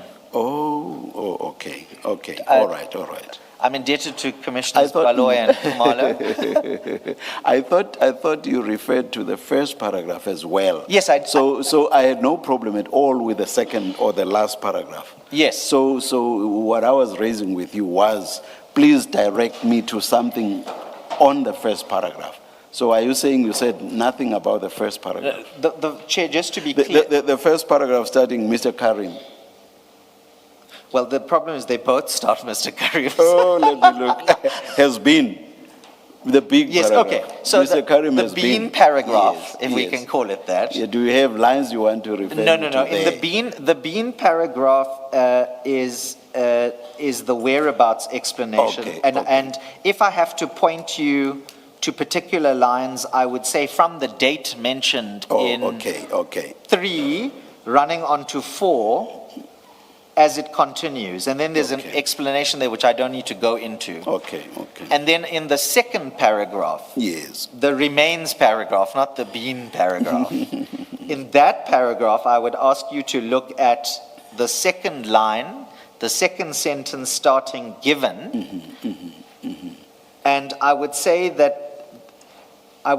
the second sentence, which runs on to line 4, ending before the word his, is the critical one regarding inability to explain. The third sentence, which starts his present, that also adds color, but the critical one is the sentence I've highlighted. So that's the face value explanation. That's the response to Chair's point about face value and explanation. But Chair, can I, on my fifth point, I said to you 5 points briefly. It's not that brief, but fifth point briefly, is the timetable. I've heard my learned friend where he's given 2 options for the timetable. He says 10 o'clock tomorrow, reply by 6 o'clock, Friday 9:30 for argument. Alternatively, if I'm not mistaken, he said 1700 hours tomorrow, 1000 hours, they'll respond the next day on the Friday, I think, and then we'll argue on the Friday afternoon. Can I just make 2 points about that? Obviously, the first one is obviously we're in your hands regarding your directive and the timetable for the hearing of that application. Before we entered the room, I did specifically ask my learned friend if he would consider our ability to have that argument next Friday, because you will know that in the correspondence there's consistently been the issue raised about our ability to take instructions directly from Mr. Karim and having to rely on the medical practitioner and the family. And so there might be practically some delays in obtaining the level of specific instructions that we have to now obtain. But as I say, I'm in your hands on that. You will direct as you need to direct.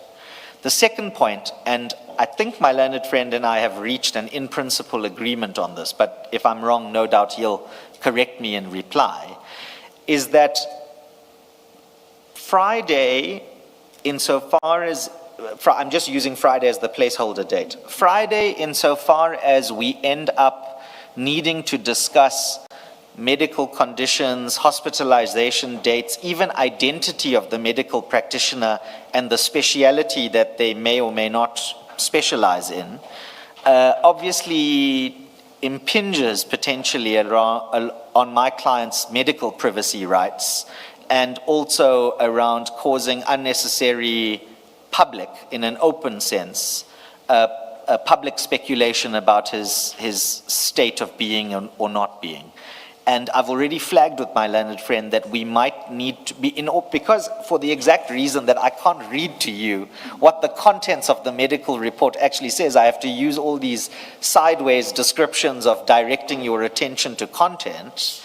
It might be appropriate for us to have that debate at least in camera without the journalists and the outside world reading in, to the extent that we need to go into that medical history and the details.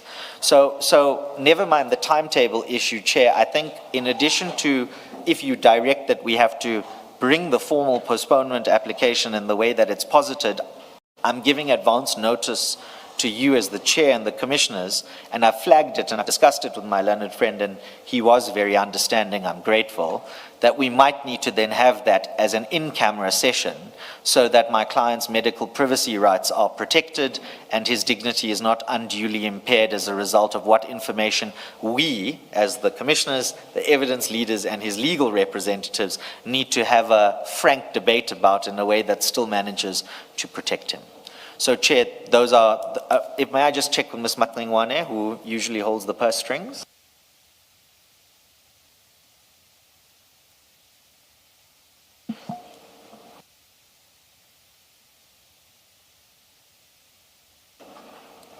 Yes. Ms. Matlangwane says I've done my job, so it's fine. Thank you, Chair. Thank you. Mr. Shaskalsin, any reply? Brief reply, Chair.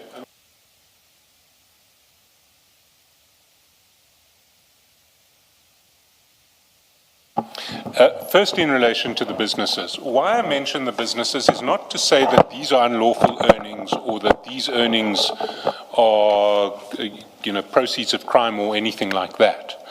It's to say there is a very substantial business group that is carrying on in the apparent absence of Mr. Karim.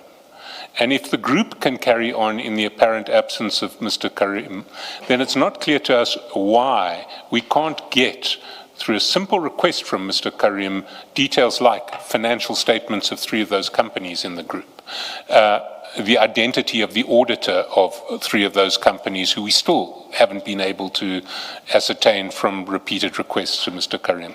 So if he can keep his businesses ticking over remotely from his sickbed, he can also issue an instruction that the information that exists external to him can be made available to us.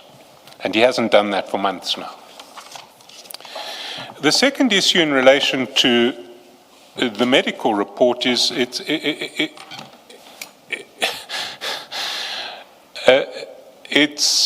curious to hear my learned friends saying we haven't impugned the validity of the medical report, because last time we were here, you'll recall that there was a suggestion on the table that Mr. Karim should make himself available for independent medical examination, and we were told, oh no, you don't have the powers to do that. You're not a high court with powers under the rules, you can't do that.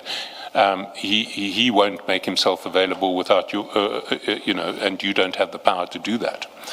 So now we're told you can't examine him, you can't get an independent medical report, but when you have extrinsic facts which give reason to doubt that he is unable either to appear or to furnish information that you've asked, you cannot raise them because you're not impugning the medical report. Well, they can't have it both ways. If Mr. Karim wants to make himself available for our own independent psychiatric or other medical examination, we will do that. And we will arrange that an appropriate specialist dealing with whatever medical conditions he has raised, which range across a very wide spectrum, are investigated and a report is furnished. Finally, I want to emphasize one particular misconception.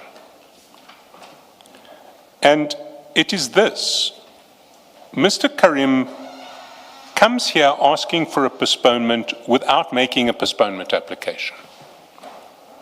We have information that makes us concerned about the bona fides of his claim to a postponement application. We are giving him advance notice so that his postponement application can address those issues on which he will have to satisfy the Commission. He seems to proceed from an assumption that he can have a postponement if he wants one, and it's for the Commission to show that he shouldn't have a postponement. It works the other way around. He needs to satisfy the Commission. And in order to satisfy the Commission, he's going to have to address these concerns that we've raised. That's why we've raised it. And that's why we've raised them informally, and that's why we've raised them in advance of a postponement application. In relation to the timetable, we have suggested Friday because we have had a succession of witnesses this week who were scheduled who have not appeared and who are not appearing. So scheduling this postponement application on Friday will no longer interfere with evidence time that we have scheduled. We've had, in fact, all 5 days of scheduled evidence, originally scheduled evidence, or 4 of the 5 days of originally scheduled evidence this week fall away because of postponement applications. So this Friday is not going to interfere with scheduled evidence time. If we get to next Friday, we will interfere with scheduled evidence time. And the debates in relation to Mr. Karim's evidence and appearance and non-appearance have thus far taken up days of Commission hearing time, and we don't have days to waste. So we want it done this Friday because this Friday currently is a day which is sitting fallow. As far as the in-camera concerns raised by my learned friend go. If there are legitimate concerns in relation to privacy, we are happy to accommodate them, but whatever happens in that regard needs to be tailored very tightly so that any in-camera process is confined to that which is necessary to address the privacy concern. Those are our submissions, and we would ask that this postponement application be brought on a timetable where we can give the extra time to our learned friends. They can file their papers by close of business tomorrow. We will respond by 11 o'clock on Friday morning, and the postponement can be heard on Friday afternoon. Chair, excuse me, Chair, may I seek, firstly, as a matter of protocol, may I seek an indulgence to address you on one point that I must respond to that was raised by my learned friend. It's this point about my client can't have it both ways, about the independent examination on one hand and then subpoena the doctor. You will remember in that general discussion we had the last time, it's not one or the other. My client placed on record that the power of independent examination is open to serious doubt. And you'll remember I explicitly said, I used the phrase, there are less intrusive means that are available to the Commission if there's a doubt about the medical evidence, and the subpoenaing of the doctor is one such option. So there is no inconsistency between what I have said to you today and what I have said to you previously, and that's as far as I'll take it. Thank you, Chair. Thank you. On this, Mr. Oh, sorry. Mr. Premier, I understood Mr. Chaskalson to simply be making the point that you are not correct to say this medical certificate has not, no doubt has been cast on it. And all he was saying was, we have said he should go for an independent examination. That's the only point I thought he was making. Then please strike what I've just said from the record if I was incorrect in my understanding of what my learned friend said. I just wanted to make sure on the record that there's no ground to suggest an inconsistency. And that's as far as I'll take it. Through you, Chair, obviously. Thank you. Thank you, Mr. Premier. I guess there's no need to respond, or is there, Mr. Chaskalson? No, Chair. Thank you. Just one aspect. I assume that the several issues you itemized are the sort of issues that would have to go to a ruling or the ruling. Or not? Remember, you itemized a few. Yes, I've certainly itemized. I'm not suggesting they should go into an order, but if they aren't responded to if they aren't addressed in the postponement application, we will ask the Commission to draw its own inferences. We proceed on the basis that Mr. Karim, through his legal representatives, has heard the issues that you itemized. Just in fairness to Mr. Karim's legal representatives, maybe I should run through them again. And what we were asking for was the dates on which Mr. Karim has been admitted to hospital over the last 4 months. Just, I see the paper is being sorted out, and I think when you started, they were not ready yet. Please, Mr. Chaskalson.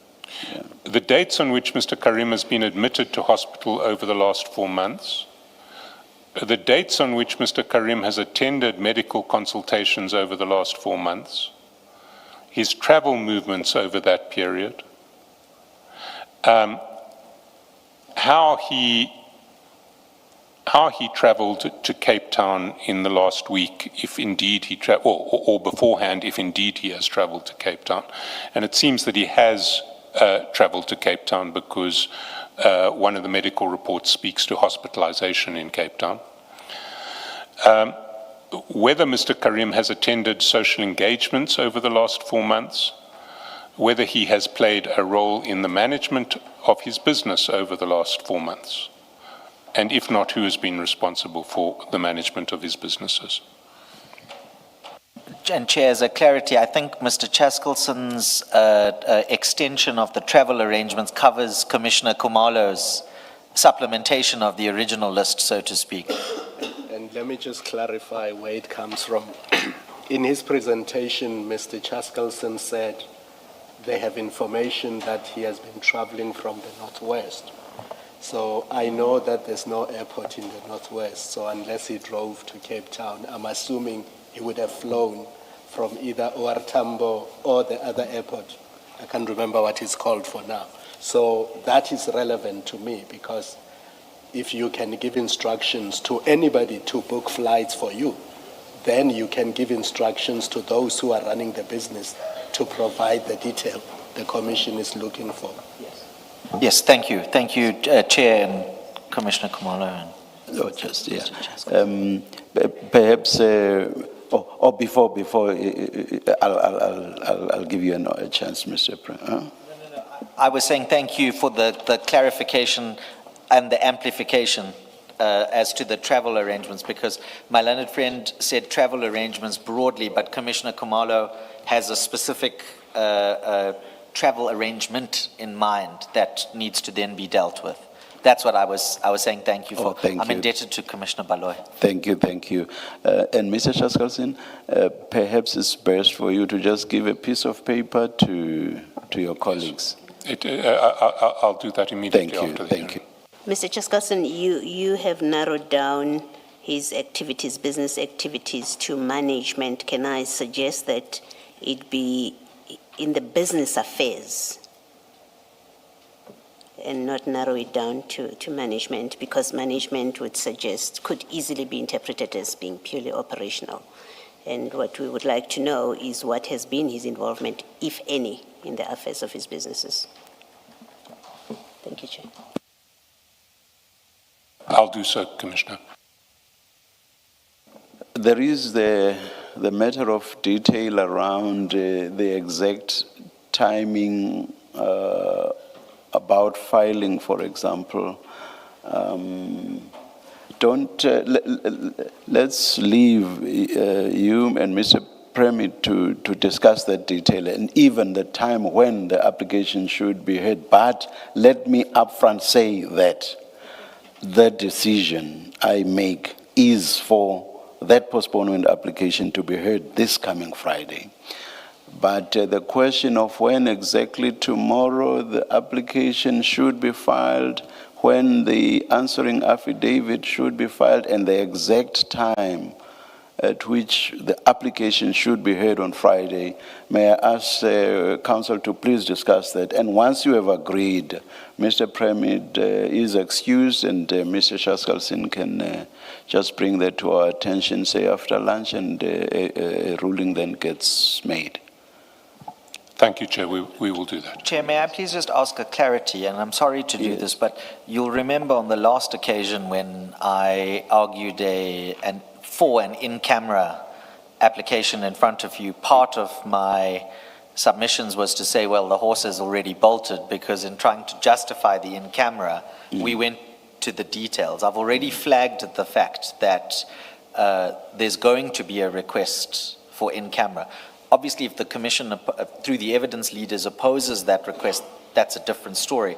I'm just flagging now that come Friday, it's not just the postponement that might need to be determined. There would also need to be consideration of the in-camera and how it is going to be argued in front of you in a way that balances. Yes. If in the light of what Mr. Shaskalsin said, which I thought was quite accommodative, if that will still be an issue, let's consider that if and when it arises. Perfect. I'm indebted. And Chair, can I suggest something else? That pending Friday, this Commission issues a ruling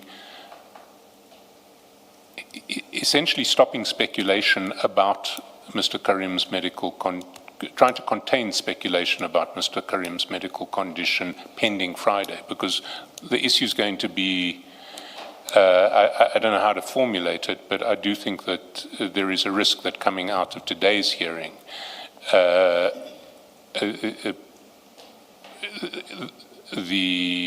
may be wild speculation in the media. Can I speak to Mr. Premier about that, and when we come back to you with a timetable, we will do that. We will include a proposal in that regard, but it may be I don't know how we take that further.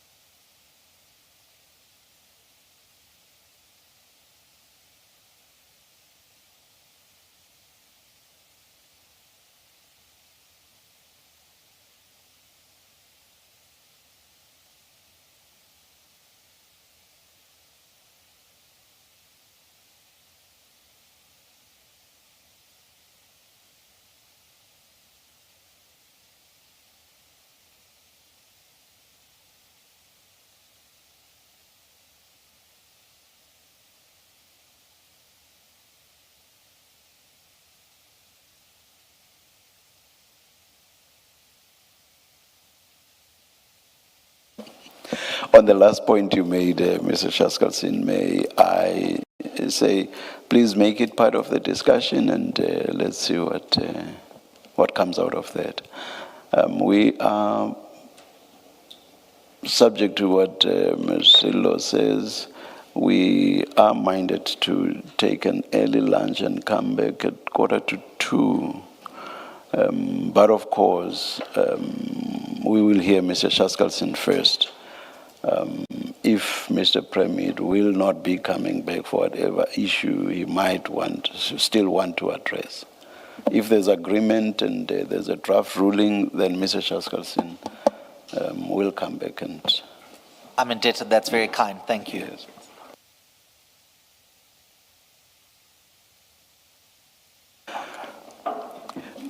I've just been overruled, and the suggestion is for us to come back at 2 p.m.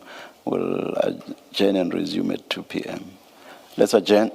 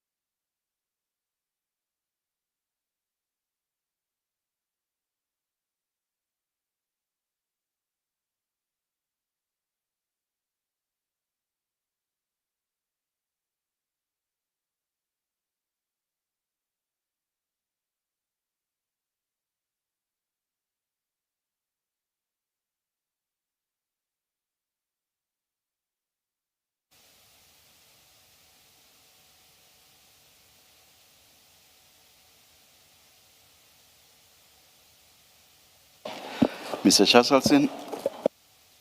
Thank you, Chair. Mr. Premier and I were happily able to reach agreement relatively easily. I have an agreed ruling. Unfortunately, I've had printing difficulties, so if I might read it out to the Commissioners.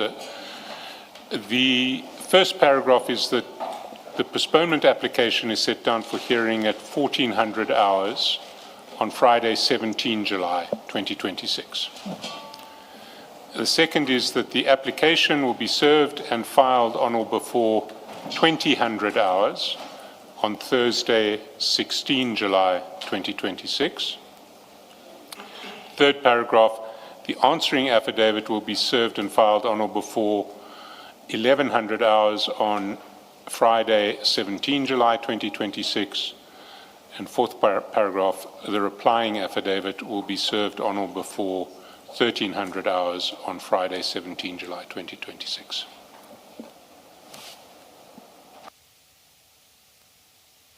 A ruling is so granted. Thank you very much, Chair. May And I now be excused? you are excused, Thank Mr. you. Chaselson.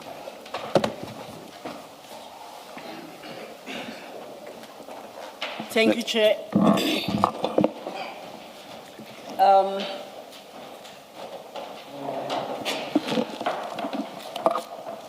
I have some technical challenges, Chair. There's a document I need to start with. I have it in my electronic version, and we are trying to locate it in your printed version. If it would help in any way, it's Commissioner, A32. let me say this. Commissioner Kumalo has a way of finding documents for us. That's- Maybe what you should do is just to describe it sufficiently. He will probably find it for us. That's exactly where I was going, Chair, to tell that it's A32. It's an affidavit by the witness seeking, I think, an arrest warrant. It's A32 in the docket. I have it, I can project it, but we're trying to find the file number and the page number for your purposes so that we work through it. And I've considered all possible clever means of doing so. And I must say that thus far, it looks very encouraging with Commissioner Kumalo, Chair. Apologies if I've put you on the spot, my colleague.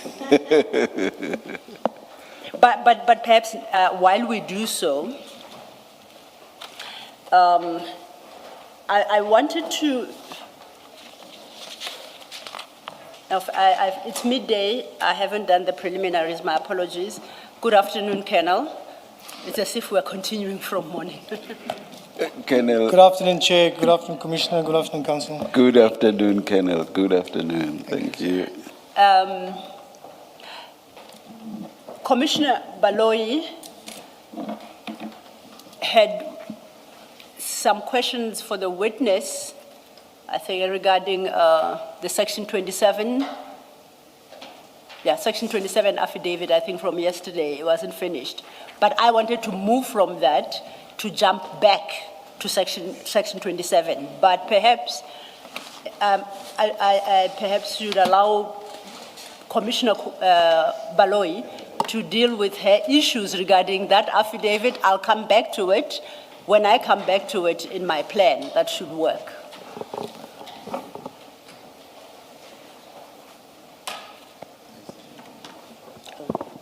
I appreciate how you're using me to buy time, Mr. It's not lost on me. You can start. I'll catch up. Yeah. Thank you. If that's the case, then I would invite the witness to CJC 377. We've dealt with this before. It's in file 3 starting at page 681. And that is our A1 statement by Mr. Adams.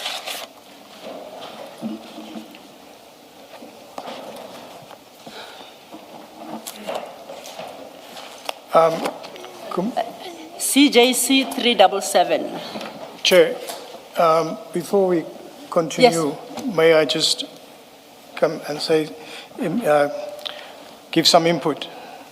I think since yesterday, there were three things that I said I will be guided by you, Chair, on aspects, as we discussed, on confidentiality and the docket, which is currently before court. So what I want to bring to Chair's attention, the A1 state... Sorry, I made a serious mistake. Good afternoon, Mr. Bodlani. And apologies for not recognizing you or greeting you. Good afternoon, Chair. Good afternoon, Commissioners. And apology accepted. It doesn't happen every day that the apology comes from that side of the table. But we take it. Thank you. Thank you. Thank you, Chair. Can I proceed? Yes, please, Colonel. Thank you, Chair. I think after yesterday's proceeding, Chair, and as the investigating officer in the matter of let us call it the Mukwele docket that is before court, the A1 statement forms part of the docket which is before court. But I tend not to turn on and look at the media and everything that's going in my preparation. But the A1 statement is all over social media and on that aspect. One thing about the affidavit, it contains the name of the complainants, and I have my concerns that that particular A1 statement is an exhibit, and it's a statement that's going to be presented in court. And I'm a bit concerned, and that's why I want to bring it to Chair's attention that I'm not too sure whether there are further documents in this case file that is also going to be flighted out there in the public domain when the case currently is before court. That's just my concern this year. And therefore, yesterday, I said I'm here to assist the Commission to seek the truth, but at the same time, I have to be cautious that the matter is before a presiding officer in court, and these witnesses and myself will have to testify. These are my concerns. Thank you, Chair. Thank you, Colonel. Thank you, Chair. Yes, I hear the witnesses' concerns. My concern is, I'm not clarified as to exactly what the witness is raising, because IDEX counsel is present. And what I think I deduce from what he says is that we should not dig into this particular docket because it's before court. We are back to that sub judice issue. This particular docket is not the one that I indicated we had agreed will be treated with caution, because that particular docket is still under investigation. Which is docket number 3, as I understood yesterday. Yes, and there's 1, 2, no problem, and then number 3. In fact, it's now number 4. Oh. It's number 4. There are 4 of them. 1 and 2 are unrelated dockets. This particular one we are dealing with, and docket 4, concern about the same facts, or arise from the same facts. And I think it's common cause that they concern General Kumalo. So docket 4, the witness touched on it very briefly yesterday, and that is the docket that carries this particular caution that because that one is still under investigation, we should tread carefully. This current docket is the one, the charges for which General Kumalo and other members of the panel were arrested, have appeared in court, are on bail, and we confirmed that there are no further investigations in that matter. The docket in its entirety has been fully disclosed to the accused to prepare for the criminal trial. It was on that basis that it was decided that they will not pursue the confidentiality rights insofar as this particular docket is concerned. So if that is where we landed yesterday, that we will not apply confidentiality to this. How I understand the witness is raising a sub judice point, precisely the point that IDEC yesterday said it was no longer pursuing. That's why I say how to deal with it, perhaps I would require to get a better understanding, because now I'm in a space where the witness is reviving an application that has been disposed of on the basis, as we mentioned to the chair yesterday, and he placed on record. So is he reasserting the sub judice rule to this docket? If not, is he invoking the right to confidentiality to this particular docket, in which event then we would have to have a full-blown argument as to why confidentiality attaches to this document. But at the same time, it is unfair for me to have that debate with a witness, because it's a legal debate in circumstances where it's represented. So maybe Mr. Botlani would like to come in and explain where we land. Do we reopen that application for argument, or what do we do? Thank you. Chair. Thank you, Ms. Hillo. Colonel, I was going to invite Mr. Botlani to be the person who addresses us on this issue.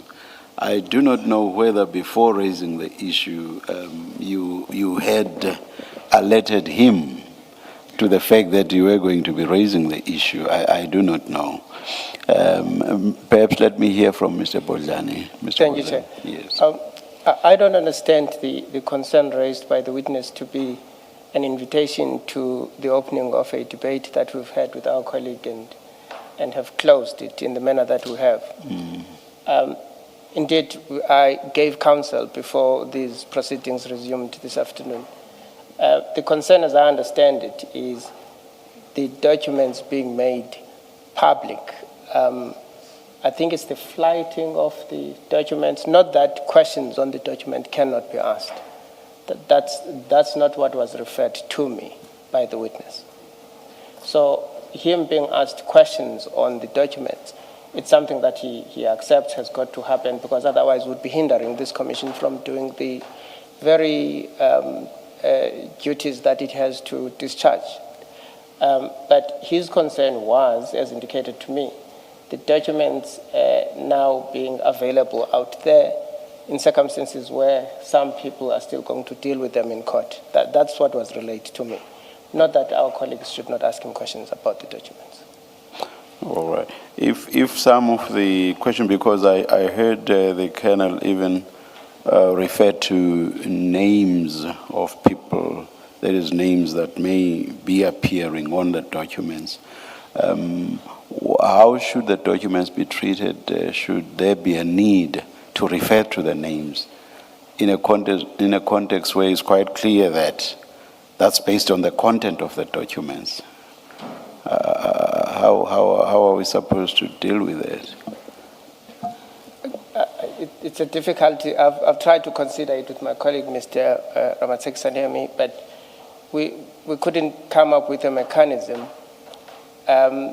Because indeed, one cannot say this is a linear process where one can put a blanket statement and say there shall not be reference to names. There are going to be circumstances where the context suggests that reference must be made to a particular name. For instance, if one speaks about the A1 statement, for instance, somebody deposed to it. It's there. And one is not going to be able to speak about the A1 document without speaking about the person who deposed to it. And sometimes even the point being made may only make sense if specific reference is made to the person. Indeed. Yeah. The A1 statement being, for instance, a case in point. I'm in the hands of the commissioners, really. There is no mechanism that we could come up with as to how do you deal with circumstances such as this, especially, for instance, the docket that we're dealing with. We know that it has been discovered. It is out there. The accused have had access to it. If I may ask, what is this the same one? Is this the same one we dealt with yesterday? Confirm, Chair, it is. Oh. Yeah. What Mr. Law has done is to refer to page 61 thus far. Or 681, I'm sorry. 681, correct. Yes. Yes. And we've been dealing with this document backwards and forwards. So I don't quite understand how the issue arises all of a sudden today. That is the kernel's concern. I know it's not your concern, the kernel's concern. We dealt with this document backwards and forwards yesterday, and we referred to, there was it in this one? Yes, there is reference to names here, but of course, in paragraph 3, that's reference to the people that were being investigated. But with regard to just this one document, I do not quite get it what the issue would be or what the concern would be. I follow you, Chair, because insofar as the document that appears at page 681, to the extent that we went in and out of it yesterday and mentioned names, there's no undoing that. Yes. There's no taking back, for instance, reference to a Mr. Adams, because it was done. Yes. So I do understand what you're putting to me, that how does it arise, because this is not a new document. Yes. I again understood that concern, perhaps, even though I'm not able to proffer to you a solution to the concern, to be referring to not necessarily this document, but further document. But your concern is where context dictates that reference must be made to a particular name, how does the Commission deal with it? I'm not able to proffer assistance, unfortunately, to you. But insofar as the document before you now, if, for the lack of a better word, damage has been done, there's no undoing it now. Thank you, Mr. Bodlani. I don't know if you want to respond. But Yes, my inclination is to rule that we continue as we did yesterday. We are not talking about any other document. It's a document that we engaged with at length. You, my co-commissioners, and me. We dealt with the document at length, so I just do not follow what the concern should suddenly be. I would agree, Chair, on the basis that the Chair posits that the horse technically has bolted on this particular document. But I have a bigger concern. There are a lot of documents in that particular docket I want to deal with, and that is the question that I need addressed. Is the sub judice rule going to apply to them? Is confidentiality being asserted over those documents? And if so, I need to know how they are intended to be treated. Perhaps let me ask this question of Mr. Bodlani. Mr. Bodlani, it is so, as Ms. Silo says, that this particular docket does not fall, or is not the one about which we were told yesterday there must be caution in dealing with it. This document falls under the first category, which is those dockets will be dealt with as the evidence leader pleases, as it were. I'm putting it very loosely. No issue, no concern about that category of dockets. And I stand by the representations that were made here on day one as to so no issue about this specific docket.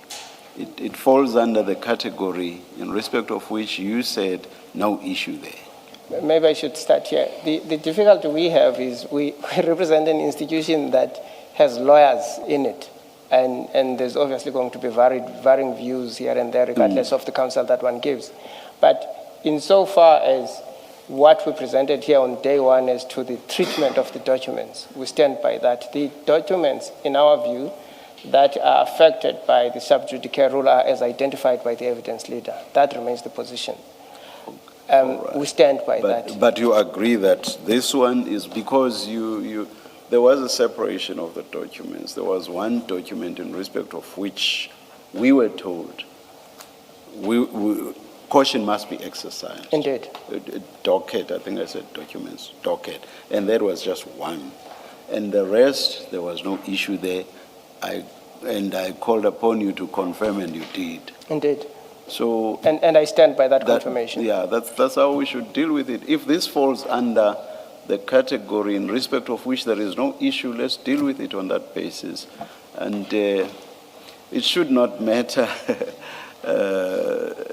whether IDEC has lawyers, as Mr. Bodlani said. That shouldn't matter. Thing is, when Mr. Bodlani came, we assumed that he had instructions. And based on those instructions, he adopted the position that he did on the first day of the hearing. And we should proceed. On that basis, Chair. Yes, along those lines. For avoidance of doubt, Chair, and just to be clear, we are proceeding with the docket on the basis as we concluded yesterday morning. Yes. So no confidentiality attaches. There are no restrictions to what I can extract publicly from that docket. That is very key. Yes, yes. Because our hearings are public. Anything that is ventilated in this room must be done so publicly. That includes flighting the documents. That's part of the public hearings. Unless confidentiality is asserted in terms of Rule 10.4. So we can't be between seats. And as I understand Mr. Bodlani, I think I agree with him that we had a decision yesterday. There are no restrictions absolutely on this docket, except the usual Poppy Act. Yes. Otherwise, we deal with it as it's necessary. That's how I structured how I'm dealing with the testimony of this witness. The witness seems to want to backpedal that and assert some level of confidentiality without necessarily invoking Rule 10.4 in its entirety. So if that's where we land, and IDEC's counsel and I are clarified as to the position regarding this particular docket, then perhaps I'll call upon the chair to explain to the witness. I think based on what Mr. Bodlani said, the issue is resolved. I will just say, purely as a matter of courtesy to the kennel, you have legal representation. If you have issues or concerns, you should raise them with your legal representatives before we come in, so that submissions are made by your legal representatives. We cannot have a situation where you address us on legal issues when your legal representatives are here.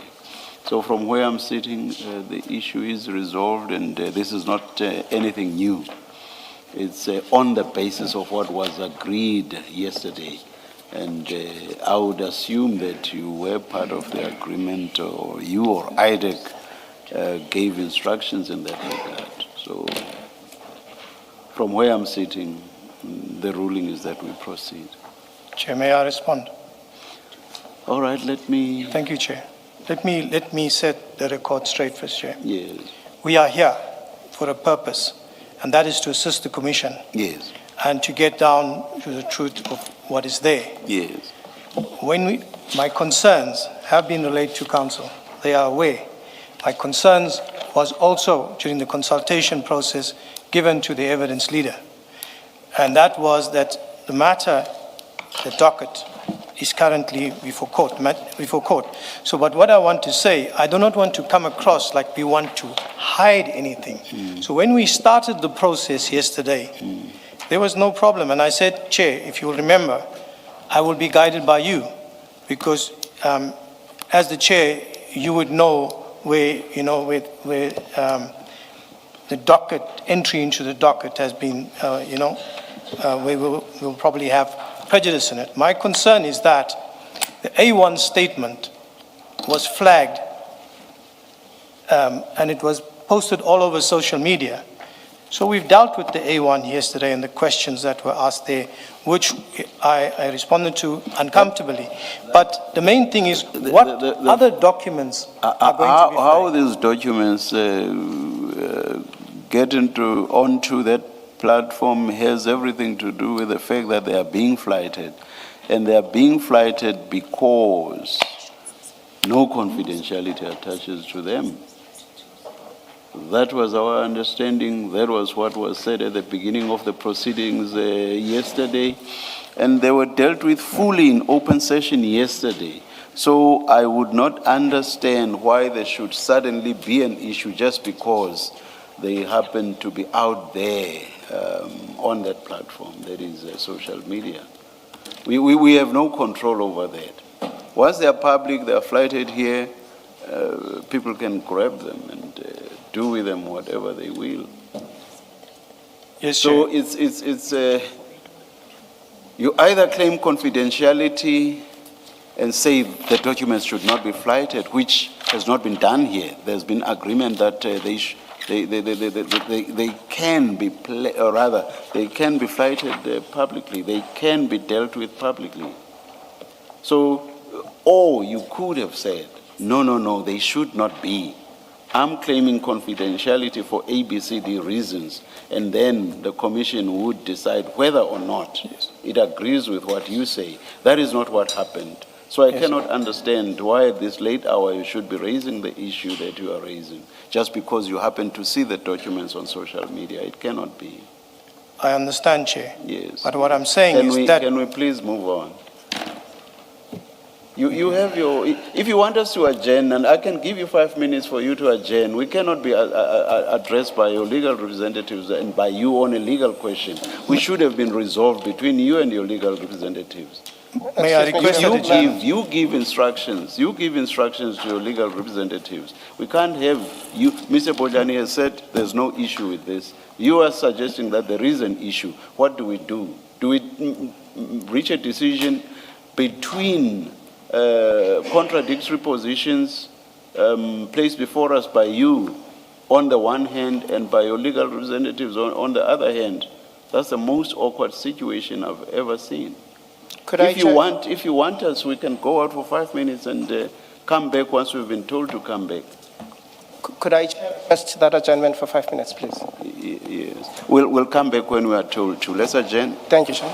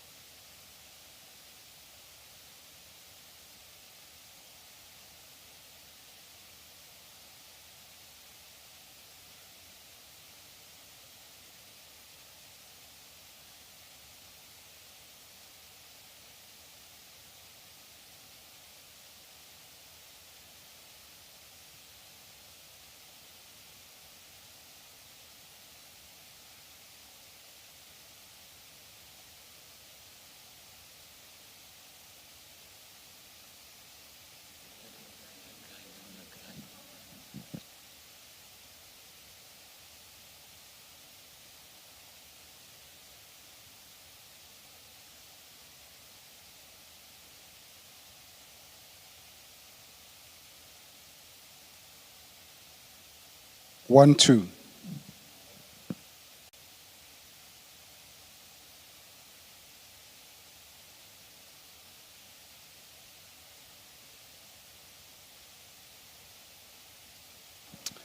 All right, we are ready to resume. Please, you know what to do with your devices. Thank you.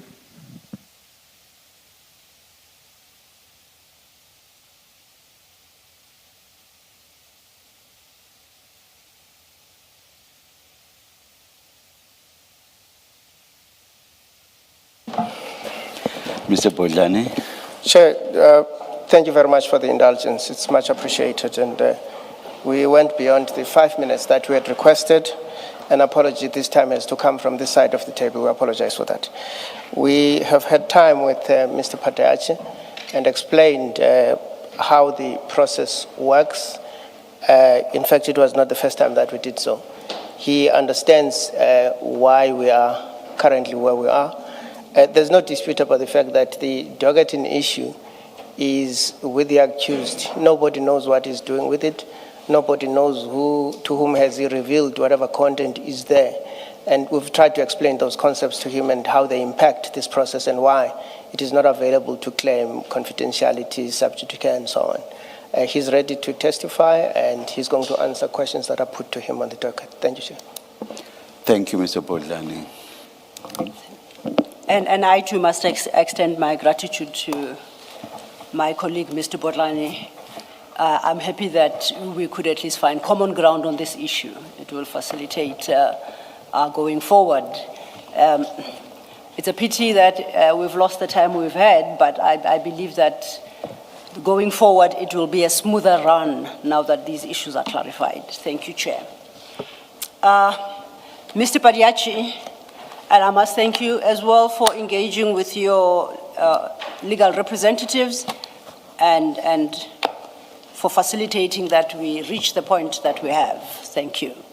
Thank you, Counsel. As I indicated, we want to work together and to cooperate, but I cannot keep something inside when it comes to the witnesses. I had to lay it down, but I understand now, Chair, and we can carry on. Thank you. Thank you so much. I had said we will start at CJC 377, which will be in your file 3, starting at page 681. That, as I had indicated, is the A1 statement in this matter that we engaged with yesterday.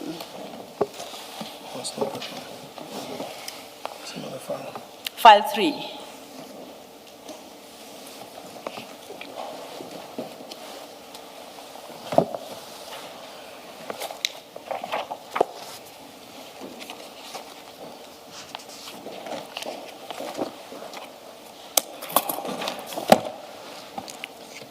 You found it, thank you. And I think it is necessary that perhaps I give you a sense of where our engagement today until it ends, where I'm trying to get to so that the commissioners can have the right understanding and to draw conclusions that they will in time do so on the basis of fact. So I bring us to this document because for purposes of your investigation, this is the start point. Do you confirm that? Yes, Chair. Thank you. So we will be looking at where you started up to where you ended with General Kumalo, General Lushaba, and Madondo being criminally charged. So those are the two endpoints. Then we will work through the steps until we get to the end. That is the ultimate purpose of the next exercise, okay? So then if we, on this document, on CJC 373, if you could turn to page 683, you are now 681, just go to 683. And we looked at this document yesterday, and we agreed that the issues raised in the A1 are in truth at paragraph 2 and paragraph 3. Because paragraph 1 introduces who the deponent is, And paragraph 4 contains the views expressed by the deponent insofar as the contents of 2 and 3 are concerned. And the last one just simply confirms that he does not have an objection to taking the oath. So the meat of this document is 2 and 3. My reading, and I want to test with you, is paragraph 2 as couched, which speaks of involvement of these high-ranking police officials in the manipulation of promotional and security vetting processes to unduly benefit a civilian person. My reading of that is that it speaks to potential criminal activity. Would you agree with me? Or? That's correct. Then I go to paragraph 3.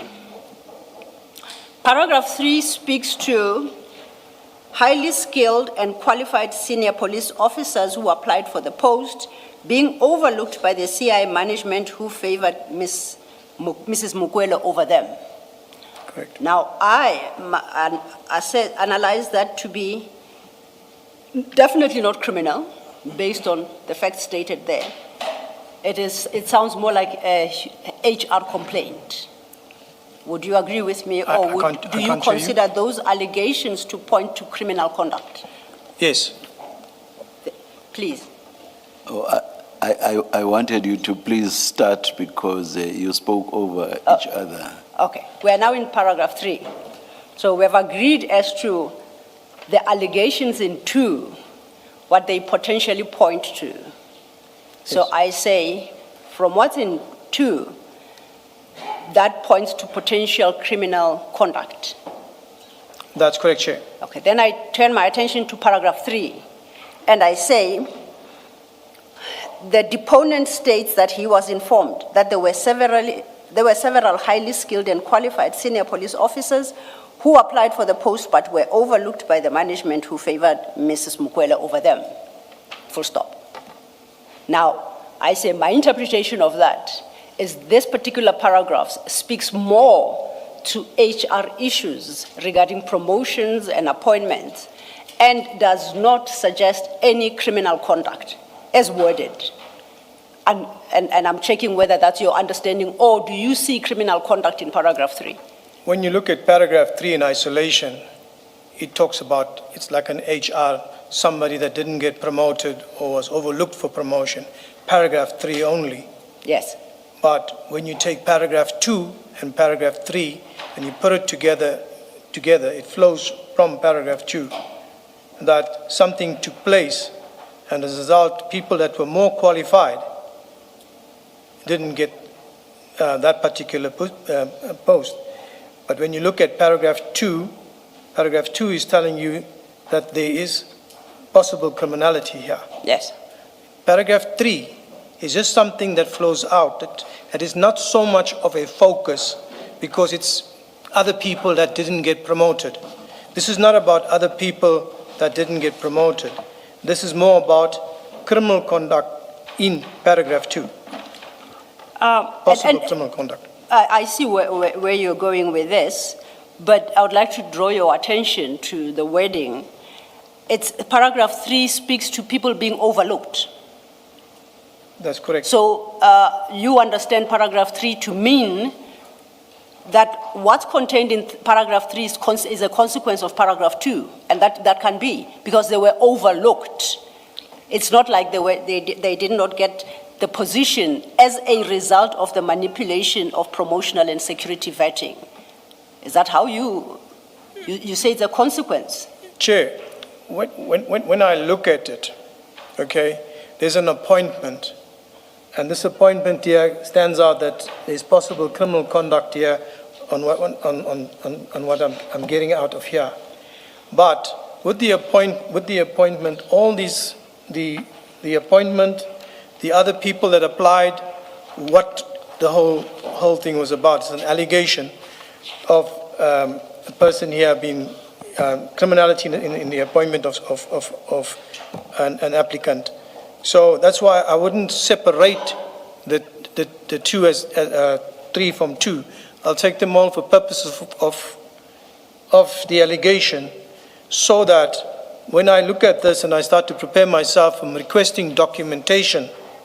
The documentation that I will request is all the documentation in respect of the post, together with all the applicants who applied for the post. So that's why I take 3 with 2, because when I do my investigation process, I'm going to request documentation for the appointment. Then, on your understanding, we read 2 with 3 to conclude that there was criminal conduct that resulted in what at first blush might seem to be a purely HR issue. Would Yes. that be a fair summary? Yes. But the criminal element is there and the sting is in paragraph 2. Yes. Okay. Chair, just to make sure, if you look at paragraph 3 on its own isolated, it's HR. But when you put it together with your paragraph 2, it flows from your paragraph 2, because it's not one person. It's other people that applied for the post too as well, that you are bringing together now when you conduct your investigation. It means that I'm not going to ask for the appointment particulars of the applicant. I'm going to ask for the whole process, if I'm coming across more clear. When you look at paragraph 3, just alone, if there was no paragraph 2, Yes. it's HR. Can we perhaps then land here? It would appear at first reading to be an HR issue with some elements of criminal conduct. Would that be fair? Or is it both together, it's criminal? And I have no particular preference, I just want to have your understanding. For me, paragraph 2 is an allegation of criminality. Yes. Okay. Then we start with this crime that you say is in paragraph 2. We know where we land because we land in you're submitting an affidavit in support of an application for a warrant of arrest. Now that, Commissioner Baloyi, is in file 6. That's the affidavit that I couldn't find in the hard copy files, but only on my electronic version. It's file 6, please.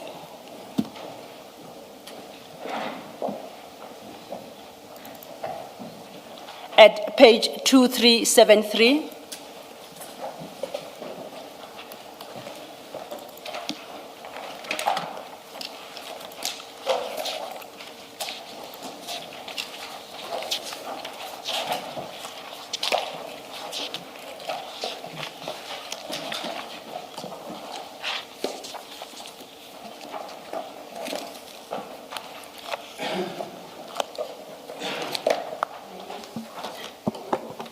Yes, Commissioner. I'm going to say before you start with this document, let me just ask something about Yes. the paragraph 2.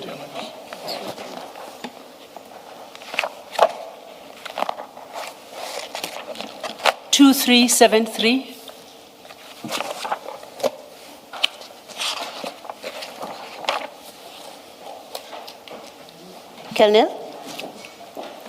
Colonel Padiachi, I'm here. Sorry, Commissioner. Yes, before you get to this 2373, let me just clarify something about what you were discussing now with Ms. Sillo. Sure. In that paragraph 2 of the A1 statement, what do you say, and I need you to say this and that and that, what do you say is the offense, constitutes a crime in that paragraph 2? Commissioners, Chair, Commissioners, these unlawful appointments, it's not something uncommon. But what people don't understand, that when you appoint somebody and you give them a gratification, the giving of that appointment or employment and the receiving of that employment amounts to corruption in terms of the Corrupt Activities Act. Okay, You're moving That's- you're moving too fast. You're wanting to enter a discussion that is still going to happen. Yes, yes, yes. We will still get to that Yeah. topic. I'm looking at paragraph 2, and this is the paragraph in the document that gets you started, right? That's what you've received. So you proceed with your investigation based on what you receive in this paragraph. And I'm asking for you to now engage in an investigation looking at this paragraph 2, and I'm going to point out certain things and see whether is that what you consider to be a crime. So the deponent, Mr. Adams, says that the allegations relate to certain high-ranking police officials being involved in manipulating promotional and security vetting process to unduly benefit a person, a civilian. So I'm trying to find out from you, did you consider the crime to be the undue benefit, 1? 2, it's a crime because they are benefiting a civilian. It's a crime because she had no prior policing experience. Is the crime that she had no management experience? I'm trying to bear it down so that I understand what, in fact, did you consider to be the crime that then results in you applying for the warrant that you're going to be discussing? Commissioner, when you look at it, you don't just look at it because she's a civilian or anything. I look at it that in the circumstances of what is here, the allegation that a person has been appointed or given an employment with, for a better word, has been appointed irregularly, although the irregularity comes up like HR type of a thing. So you're looking at the appointment of a person from BMW, first of all. Is that part of the problem? That's hence my question. Is part of the problem that, and you can list the others, I just want to make sure that we're on the same page. Part of the problem that constitutes this offense with other facts is they're appointing someone from an external company. Yes. We don't need to mention the name. Yes. Yes. I think the first thing is that let's start with the starting point. This is crime intelligence. This is a specialized component. It is a component that I have experience in and where I've worked. And it is crime intelligence, and appointing a civilian or a person from the outside crime intelligence let's leave civilian, pointing a person outside crime intelligence into a highly specialized environment. So these are the small flags that, that comes to my notice. So that's the first one that I can explain to you. And when you look at crime... But you're not saying that is a crime. Are you saying the fact, because remember, I'm still trying to understand what is the crime that gets you started, or the allegation of a crime that gets you started to conduct an investigation. Are you, from what you've said now, are you saying it's a crime that it's an indication of a crime that they have appointed someone from outside? No. Okay. We're just talking about the appointment as a whole, whether it's from outside, whether it's from inside, the unlawful appointment of a person. Okay, at this point, that's the point, the unlawful appointment. Okay, so our language is very important. The appointment is not yet set aside as matters stand, right? It's not been declared unlawful yet, the appointment. When it's said here, it's an allegation initially. Okay, that needs to be investigated to determine whether it is indeed unlawful, or is it just from the flow of paragraph 3, somebody here that is reporting something because they are unhappy they were not promoted. So it's an allegation first that needs investigation. But that in itself is not an offense, that they've appointed someone from outside. In itself, it's not an offense. No, that wouldn't be an offense, just appointing somebody. It needs your investigation, it's an allegation until you can see. So when I look at the paragraph 2, it's an appointment and it's an allegation which draws my attention to investigate. Okay. So that's it. That's all that made you think, there's an offense here, possibly an offense. Yes. It's that it was an appointment of someone from outside. it's not, like, as I said, Commissioner, it's an alleged unlawful appointment. As I say, it doesn't matter whether it's from inside, whether it's from outside. It's an alleged unlawful appointment of a person with no experience. Okay, thank you. Just one question. I don't want to go into detail. Do you accept that in this specific case, the advert invited outsiders to apply for the post? So it was not an internal advert limited to people within crime intelligence. So even I could apply for this position. Chair, Commissioner, at the moment, at that time, I did not have a copy of the advertisement. Sitting here now, do you accept that the advert invited outsiders to apply for this position? That it was advertised externally, I got to know when I received the documents, Chair. So sitting here now, do you accept Sitting that yes, now, that I confirm that the advert was an external advert. Sorry. Colonel, you must wait. Thank you, sir. Sorry. Don't speak over a commissioner or even Ms. Zillo. We will have serious transcription problems, please. Understood. Please repeat it. Apologies, Chair. Colonel, it's a simple point. I'm not talking about in 2024, although that's the fact I'm referring to. You are sitting here now giving evidence. Sitting here now, do you accept that the advert that led to the appointment of the brigadier invited outsiders to apply? That's correct. It's an advert. Yes. So if an outsider did apply, limiting ourselves to that question only that it was an outsider who was appointed, there's nothing untoward with that, because that was the whole point of the advert, that outsiders are invited to apply for this position. Yes, Commissioner. Yes. Thank you, Yes, Commissioner. Yes. Thank you, Commissioners.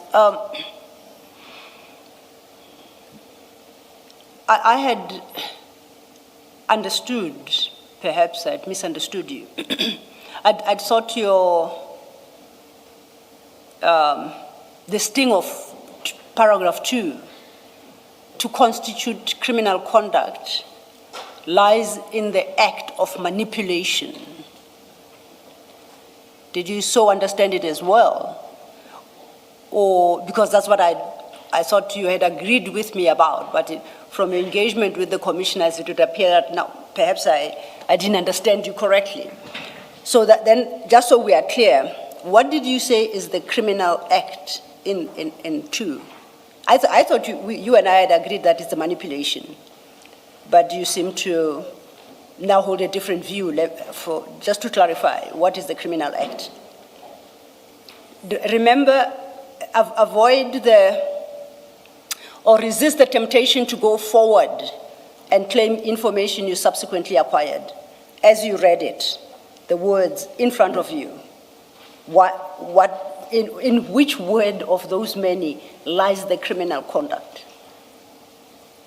Chair, Commissioners, I'm going to respond like this. Yes. Is that when you look at the allegation and appointment with no experience, etc., remember that this is an allegation and it's a preliminary investigation where you will, initially when you look at it, unlawful appointment, what comes up with an unlawful appointment?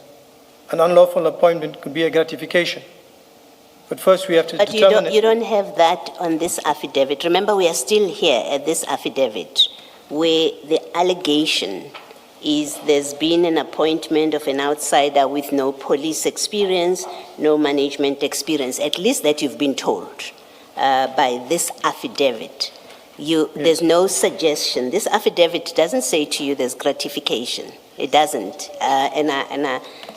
And I would have been surprised if the deponent said that, because then one would have to ask, what more do you know? But as it stands here, it doesn't speak to gratification. And you capture it correctly. You say there's an irregular appointment. That's the allegation. It's an irregular appointment. the irregularity that you are told here is that they manipulated the processes in order to benefit an outside person, unduly benefit, that's the language used. They appointed someone with no policing experience and no management experience. That's what this affidavit tells you. So when you start talking about matters of gratification, and it doesn't come from this affidavit. That's not what Mr. Adams alleges on this affidavit. And please bear in mind what I engaged you on more than once yesterday, which was you cannot look at an affidavit that does not satisfy the requirements of Section 27. You cannot look at it, find that it does not satisfy the requirements, but go ahead and investigate in any event. And only after investigating, you then establish that there's gratification here, there's that and that and that. And then, with reverse reasoning, you rely on that. Now, can you please, with that in mind, you remember me engaging you on that several times? I said, that's not where to start. That's not where to start. Now, with that in mind, can you please respond to Commissioner Baloyi's question? Commissioner Chair, I'm trying to make logic of it. As a layman, please excuse me on that. I'm a policeman, I'm an investigator. An allegation is made. We have the Section 7(1)A. We have, apologies, I have to go there. It is authorized, the investigation, and I cannot speak from management what they utilized to authorize this investigation, but it is down on my level, that has come down on my level with regards to this allegation. So when I look at this affidavit and I read at this allegation, and in terms of my preliminary investigation, there's a serious allegation here that is made where processes, we use the word manipulated or whatever. So I start my investigation from there. I'm not looking for any word of civilian or anything else. I'm talking about basic, as I'm trying to explain myself as a layman, and I cannot take it any further except what I say here. A person was appointed, processes were manipulated, the person had no experience.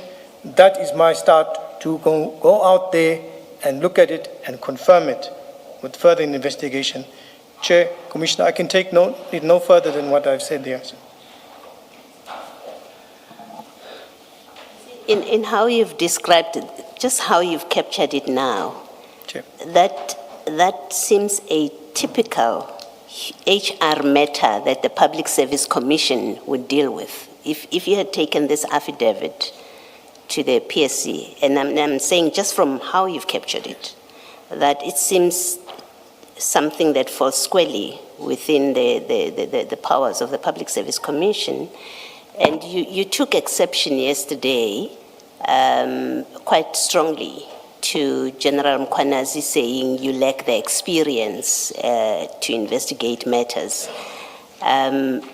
Yeah, rightly so, because you've taken us through your qualifications. But as an experienced investigator, even acting on your superior's decision, Ms. Johnson, maybe Perumal, and whoever the committee is, them having made a decision that this is a matter to be investigated, I would expect that you, as an experienced investigator that you are, you would have looked at this affidavit and said, but this is an HR matter where government has an institution that deals with these kind of complaints. There is nothing, at least that when I look at it now, I don't, maybe let me rephrase what I want to say. Looking at this paragraph 2, I don't see how you would have thought this is a criminal offense. When you look at the facts that are alleged in paragraph 2, and yet I can see how you would say, but this is an HR matter, what are we doing with it? Because remember, at this point, you don't know anything else. At this point, when you get this affidavit, you don't know what you later find out. You say you found out. But of this affidavit, it's difficult to see how you as an investigator would have said, yes, this information speaks to a potential crime being committed that warrants me to investigate further. That's a difficulty I have. Thank you, Chair, Commissioner. This is just one allegation on appointment that came through, amongst others. So it's just not just one thing. It was a whole lot of allegations on different vetting issues, no security clearance, vetting manipulated. So it's a whole lot of different allegations that's there. So I'm not looking at the one and singling it out as an appointment. I'm looking at it holistically. There are allegations, there's serious allegations here with regards to other matters. That's where I'm taking it from. Not just one single allegation has come to me about, in just that one, an appointment of a person on bordering on an HR thing, with all the work that we have. This comes in a package of alleged corruption and crime intelligence. So, all from Mr. Adams. Remember, we are dealing with the Section 27 yes. referral, which results in a warrant of you investigating, a warrant of arrest, people appearing before court. But the genesis of it is what we are discussing now, that referral. Now, these other things, other allegations that you say they are there about corruption in crime intelligence, and they are not contained, at least that we can agree. They don't come from this affidavit. The only thing that comes from this affidavit is the appointment. Yes. But on other affidavits, it singles out the other offenses. Okay. So there's not one Mr. Adams affidavit. There are a few. Like there's not one docket, there are a few dockets. Okay, thank you. Thank you, Commissioner. I had suggested we move on, but perhaps not yet. You recall yesterday, you sought to persuade the commissioners that you had never seen the Section 27 affidavit. You saw that, I think recently, I don't remember under what circumstances you say you were able to sit with your own eyes and read it. If I understood your evidence correctly yesterday, you testified that the chief investigator told you, related perhaps what could be the content of the Section 27. This A1 is the first document you see, official document that is signed, relating to any of those issues. So when now we are dealing with this particular one, which is very narrow in its terms, you then suggest that we look at it holistically and look at other facts. Facts from where? Please point me to a document that will point out the other facts that prop up this affidavit. Which document should I go to? Thank you, Chair. Thank you, Commissioner. Council, as I explained yesterday, and I stand by what I said yesterday, I did not see the Section 27. Yes. Chief Perumal assembled us as investigators. We have this investigation in crime intelligence, and these are the allegations. So there was a briefing on those allegations. So that was the briefing from him which started the whole investigation and the guidance from him. And as I indicated yesterday, that I can take that no further than Chief Perumal when he comes to explain what he did on that particular time. So what I can say is in a briefing, and we've been briefed like that on many occasions, not only with Chief Perumal, but with other investigations that I work to get a briefing, and we start off an investigation and we run with it. But there is a difference on an ordinary detective working on a police station and an ordinary policeman working just your normal duties, where you go, you open a docket, you register the case, you go, you arrest the person, you take him to court, etc., etc. Whereas with us, there's this, as I say, the procedure that came through until it came to my level in the criminal investigation side under Chief Perumal. And as I said to Commissioner, that this is one affidavit of many. So when it was spoken about, various affidavits were taken for the different allegations. And as I said, there was more than one docket. Yes. So that's as far as I can take Here's it. my challenge, and I think you will have to make a decision. Either you read this A1, which is the first statement in your docket. Either you read it in the context of another document, which could, the only one I can think of is the Section 27 affidavit. But as you correctly point out, you testified that you said you've never had sight of it. You only had sight of it recently. I have got no basis to gainsay that. So I accept what you say. You didn't see the Section 27. But I want to know the document that precedes this one, this statement, that you took into consideration to understand that the issues are bigger than just employing that civilian. Which document is that? Sorry, if I may finish, I do apologize. I know I'm aware of the various other statements in the docket, but they all succeed this document. They come after this document. So they are not relevant for purposes of my question. The only other document you'd have taken into consideration is one that either came into existence at the same time as that one or preceded this one that we have. What document is that? Thank you, Chair, Commissioners. Here's my response, in which I've said before, that there's no other document, and I said the Section 27, I had no insight into it. The briefing from Chief Perumal on the investigations and what has been done there and what we need to do moving forward. These are the allegations. There are dockets that were opened in Cape Town. There were dockets opened here. These dockets are with the inspectorate. Okay. So the first was to retrieve the dockets. And on the basis of what is being said, the investigation starts where we request documents and subpoena documents, and where we identify witnesses, we start from there.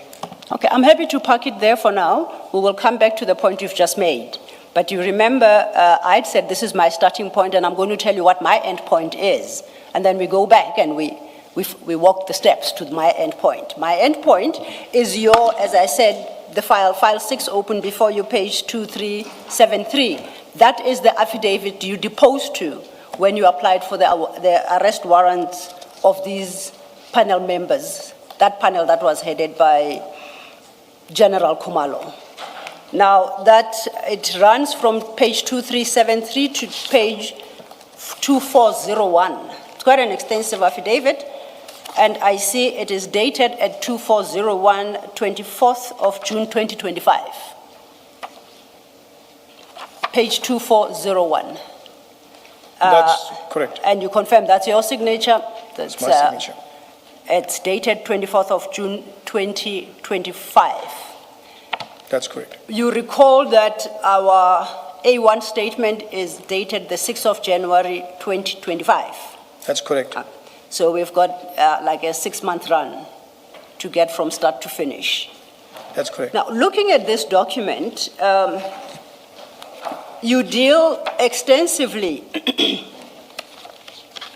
with the unlawful appointment. You then, if you turn to page 2380,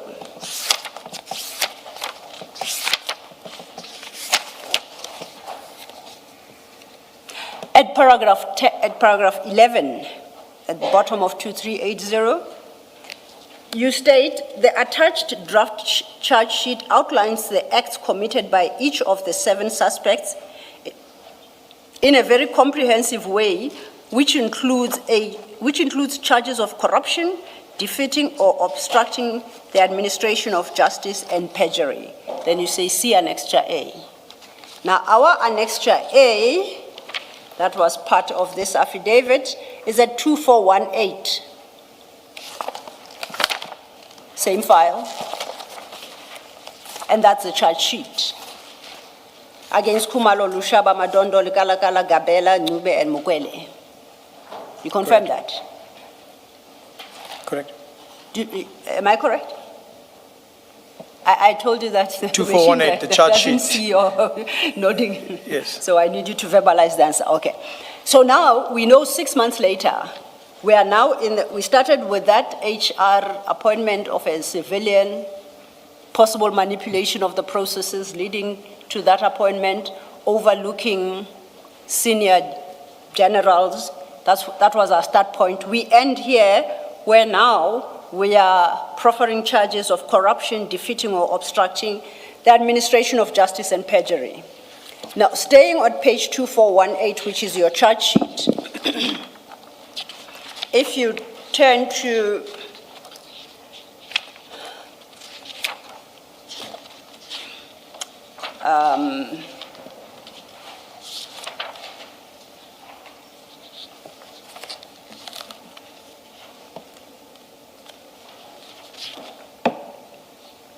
if I may just find my place.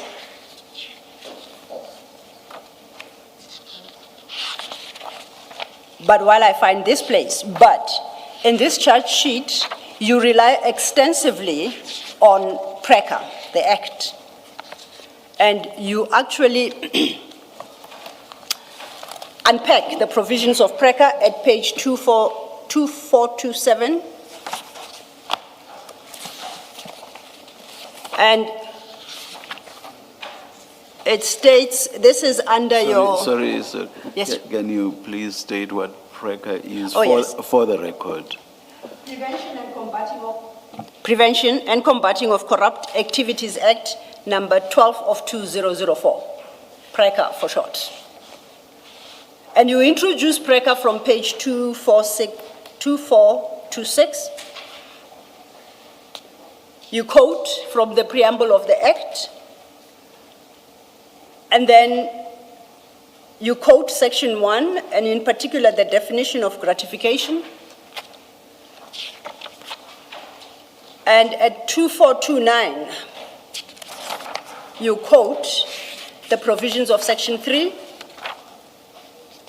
At 2430, the provisions of section 4. And at 2432, the provisions of 26 sub 1. So those are the sections that you rely on to culminate in the charge sheet at 2433, which charges against the 7 are more or less similar except for accused number 7, who is the employee, the civilian. But in respect of the others, the accused 1 to 6, most of them, if not all, are accused of contravening the provisions of section 3A of PRECA, read with sections 1, 2, 24, 25, 26, sub 1A, Roman 2, and 26, sub 3. So these are very specific sections, and therefore very specific crimes. You may refresh your mind by looking at these documents, but if you could assist us to understand, we moved on the 6th of January from employing a civilian. We have introduced concepts of gratification. We have introduced concepts of corruption and related. And perhaps if you help us understand your affidavit so that we land where you have landed in the charge sheet, starting at page 2433. And as you do so, if there are any documents, remember I said there's the steps between the 6th of January to the 24th of June. If there are any particular documents in the docket that you say point towards gratification, point towards corruption, feel free to point them out, and we will turn to them. But for the moment, what I personally am desperate for is to understand how employing a civilian, that act ends up with including concepts such as gratification as defined in Section 1. Thank you, Chair, Commissioners, Council. Let me start off first with the affidavit itself. The investigators do the investigation, and the investigation is presented to the prosecutors who draft the charges and who to charge and what charges they are. So I'm going to move from there. When we look at the charges that are there, the gratification in terms of Section 1 of gratification, definitions of gratifications in Section 1. And it describes what a gratification is. That is an offer of employment, agreement to an employment. So this deals with the employment of a person which falls under the definition of a gratification in terms of PRECA. So when we... I apologize, but don't rush through it because I'm very concerned by what you have just said. Gratification can be an offer of employment. Let's go to the definition and perhaps read it correctly, right? No. Because what you just said I don't think is legally correct. Gratification, in the definition Yes. of gratification under PRECA, employment, contract of employment falls within the definition of gratification in the Prevention of Corrupt Activities Act. Refer to your page 2427 and let's read it correctly because you don't want to create the impression that offering somebody, giving somebody an offer of employment constitutes gratification. No, that's not what you intend to say. So, and I know that you want to use that definition for us to understand what gratification includes. And that's why I said, this was what, June 2025. So read and reacquaint yourself. And then let's try again. Yes. Where are you referring to me? 2427, your page 2427. That's where you give the full definition of gratification. Thank you. Yes. Chair, PRECA in Section 1 defines gratification as including money, whether in cash or otherwise, any donation, gift, loan, fee, reward, valuable security, property or interest in property or any description, whether movable or immovable, or any other similar advantage. The avoidance of a loss, liability, penalty, forfeiture, punishment, or other disadvantage. D, any office, status, honor, employment, contract of employment or service, or any agreement to give employment or render services in any capacity, and a residential or holiday accommodation. Any payment, release, discharge, or liquidation of any loan, obligation, or other liability, whether in whole or in part. Any forbearance to demand any money or money worth or value thing. My emphasis is on gratification in D. And I think that's our first challenge. We can't read that definition on its own. We go to the definition after we've been to the section. I'm going to the because section. it's a section that will tell us about gratification, and the definition then, for purposes of the Act, tells us the list of what includes gratification. So gratification is not the act of giving somebody employment. Gratification resides in another section in the Act, and then your definition tells you what falls within the definition of gratification for purposes of what is stated in the Act. Council, yes, Council. You took me to 2427. Okay. Let me explain it. Yes. I just mentioned that employment funds under gratification, the definition of gratification, but let me explain it to you or tell you that the section in the Act where the gratification comes in. Yes. It's Section 3A Indeed. of PRECA. That is where a person receives a gratification. Yes. Section 3A, where a person receives a gratification, and that gratification as I said, is defined in Section 1 under the definition of gratification, which is employment. Then you deal with Section 3B of PRECA, where a person gives or agrees to give and offer somebody else a gratification. And when you look at the both, together with the definition in gratification, you look at let's talk to the relevant matter. The person that was employed, she received a gratification. When we looked at the remainder of the accused, they gave her a gratification. So that is where Section 3A and 3B of the Prevention of Corrupt Activities came in.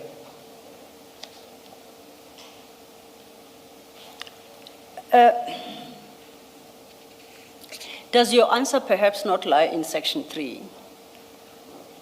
Part of what you have just said, but read with, do you have the PRECA Act with you, before you? You Yes. don't? Because I think there are some parts of Section 3 you are skipping.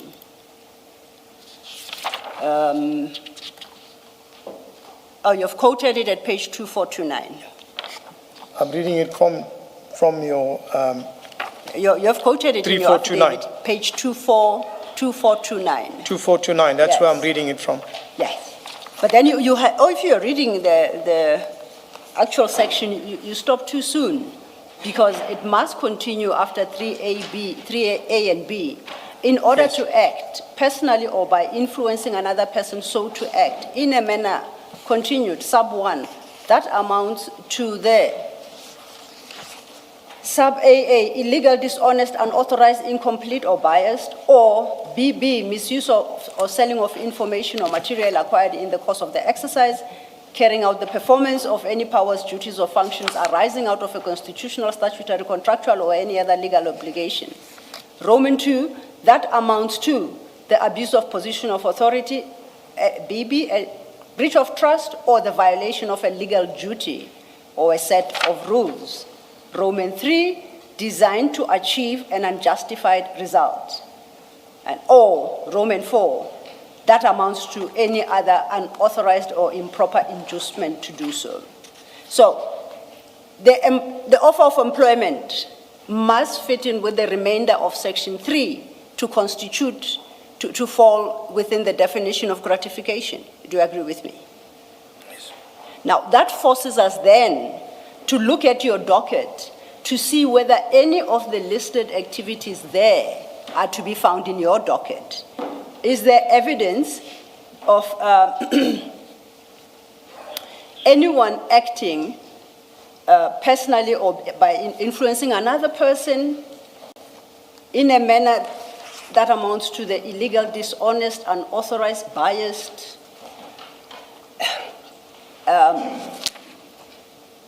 act that amounts to the abuse of position, any one of them?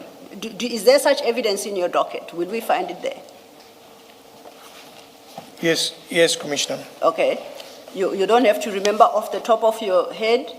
We will look for it overnight. But then if you could just tell us the nature of the documents that provide that evidence in the docket. Sorry, I was going to say, would it be statements, witness statements? Would it be any other document? So I'm more interested in the description of the document, if it's in a witness statement, than for you to say the statement of XYZ. The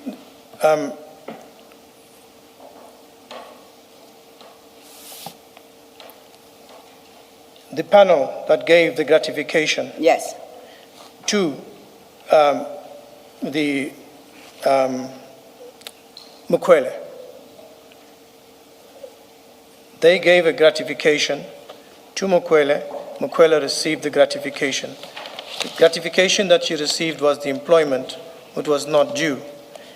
The investigation and evidence that we looked at the documents, we looked at the application, and where we could clearly see that the applicant should have not been appointed. There was manipulation when we looked at what did she received the appointment, what was she going to be given in return? In return, the post that she applied for is a very powerful post. So in terms of the act, the giving back or return for the gratification does not have to be immediately. It can be at some other time. And given the situation that she's appointed in a very powerful post, and the chairperson of the panel, who was the commander of that whole section. So, although it was not given immediately, it is said at any given time. So he held a position of power over her. Colonel, in I that think appointment. you're missing the point. And sorry to interrupt. No, by all means, Commissioner. The point here is that accepting for a moment that employment is gratification, you must be giving that in order to influence the other person to do something illegal. Yes, sir.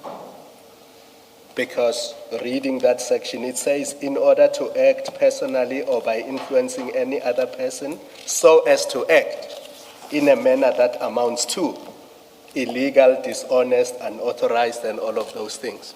Now, in this case where your offer of employment and contract of employment says your job is to provide services to the South African government, because we have the contract of employment here commencing 1 November 2024. Yes, and sir. it says, when you get into this role, you must provide these services to the government. So it's in that context that the question is asked.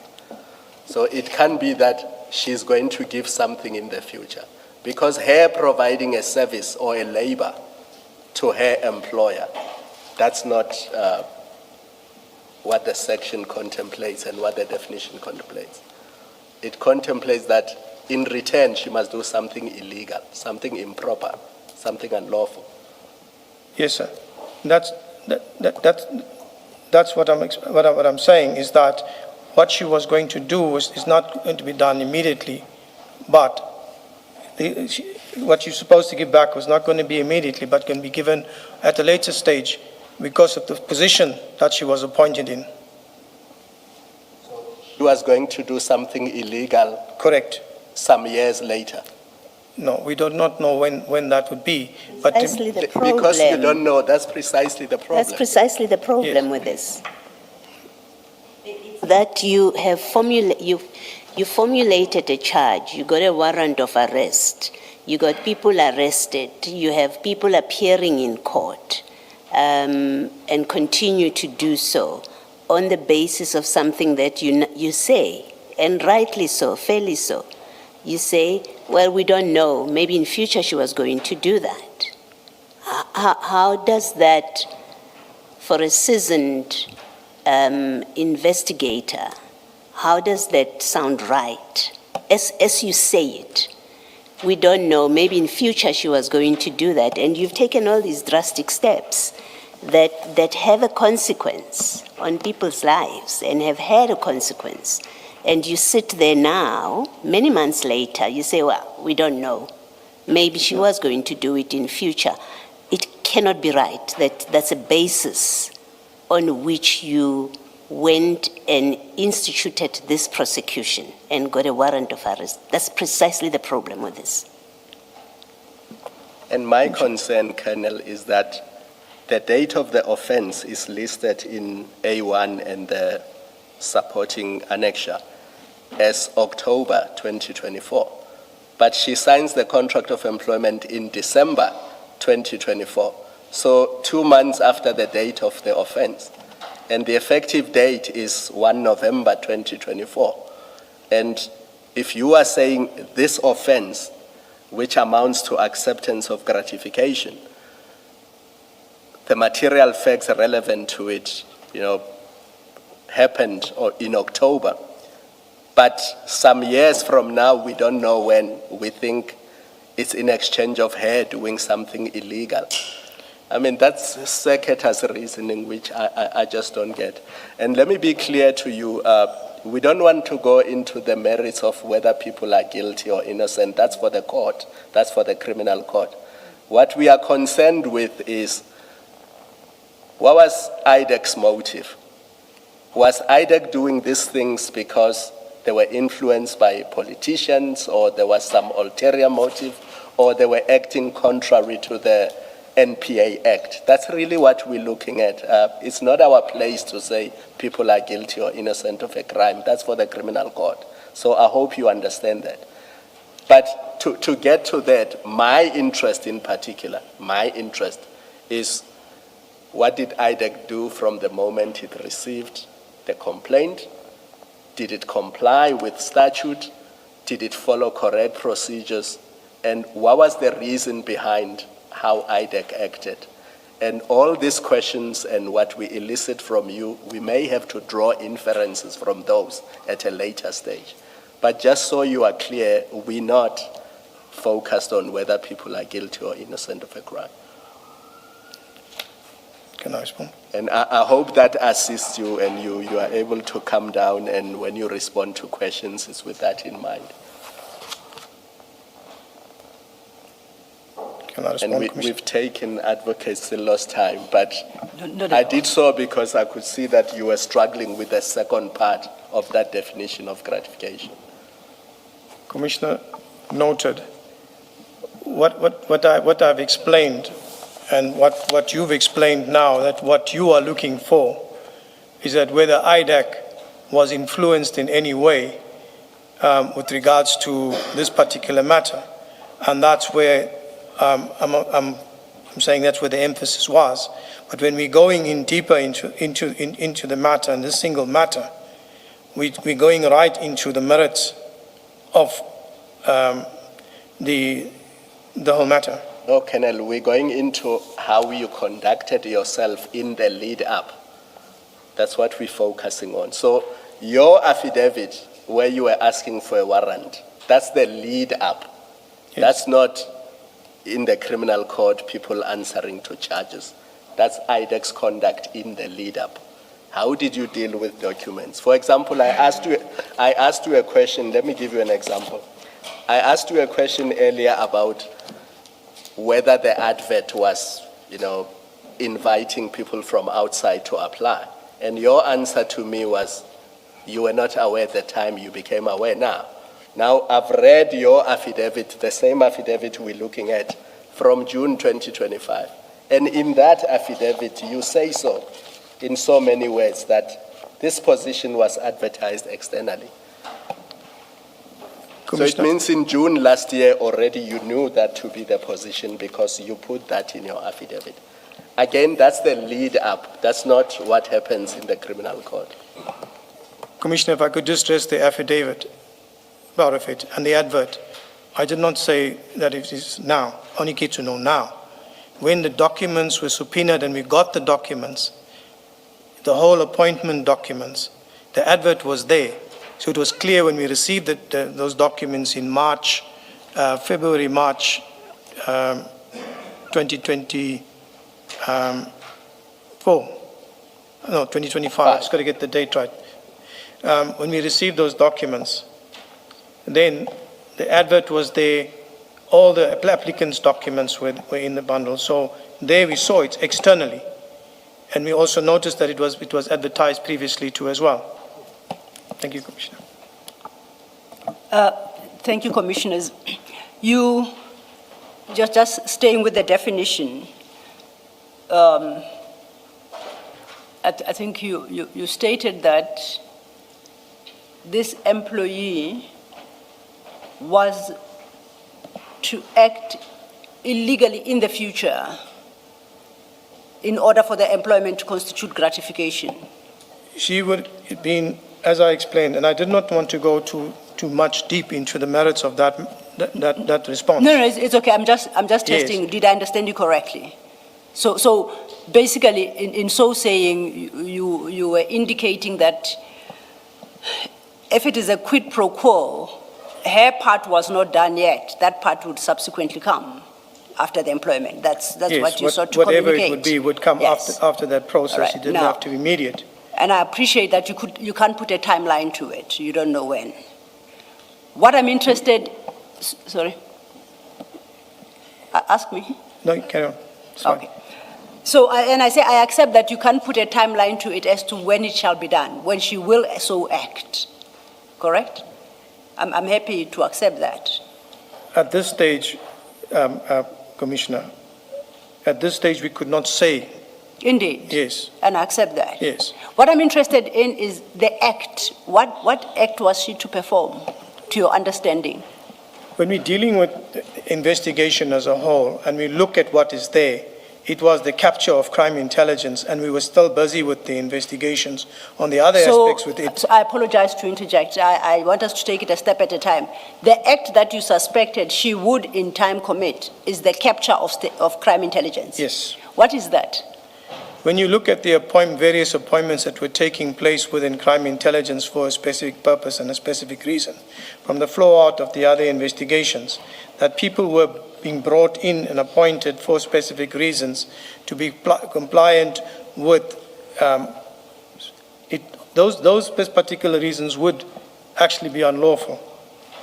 I'm interested in in the act you said is the capture of crime intelligence. So I would like you, if you can, to explain to the commissioners the act of capture. What is that? I'm pleading ignorance here. I'm not sure. If we speak of an act, yes, one would say they would in time do X, steal from the one to give to the other. So specifying the particular act you suspect she would perform. Now, in response to my question, you say that act would be capture of crime intelligence is what the capture is directed at. I'm interested, what is the act of capture? Chair, Commissioners, when we look at the investigation of crime intelligence, Yes, and when we talk about capture, yes. it's when the division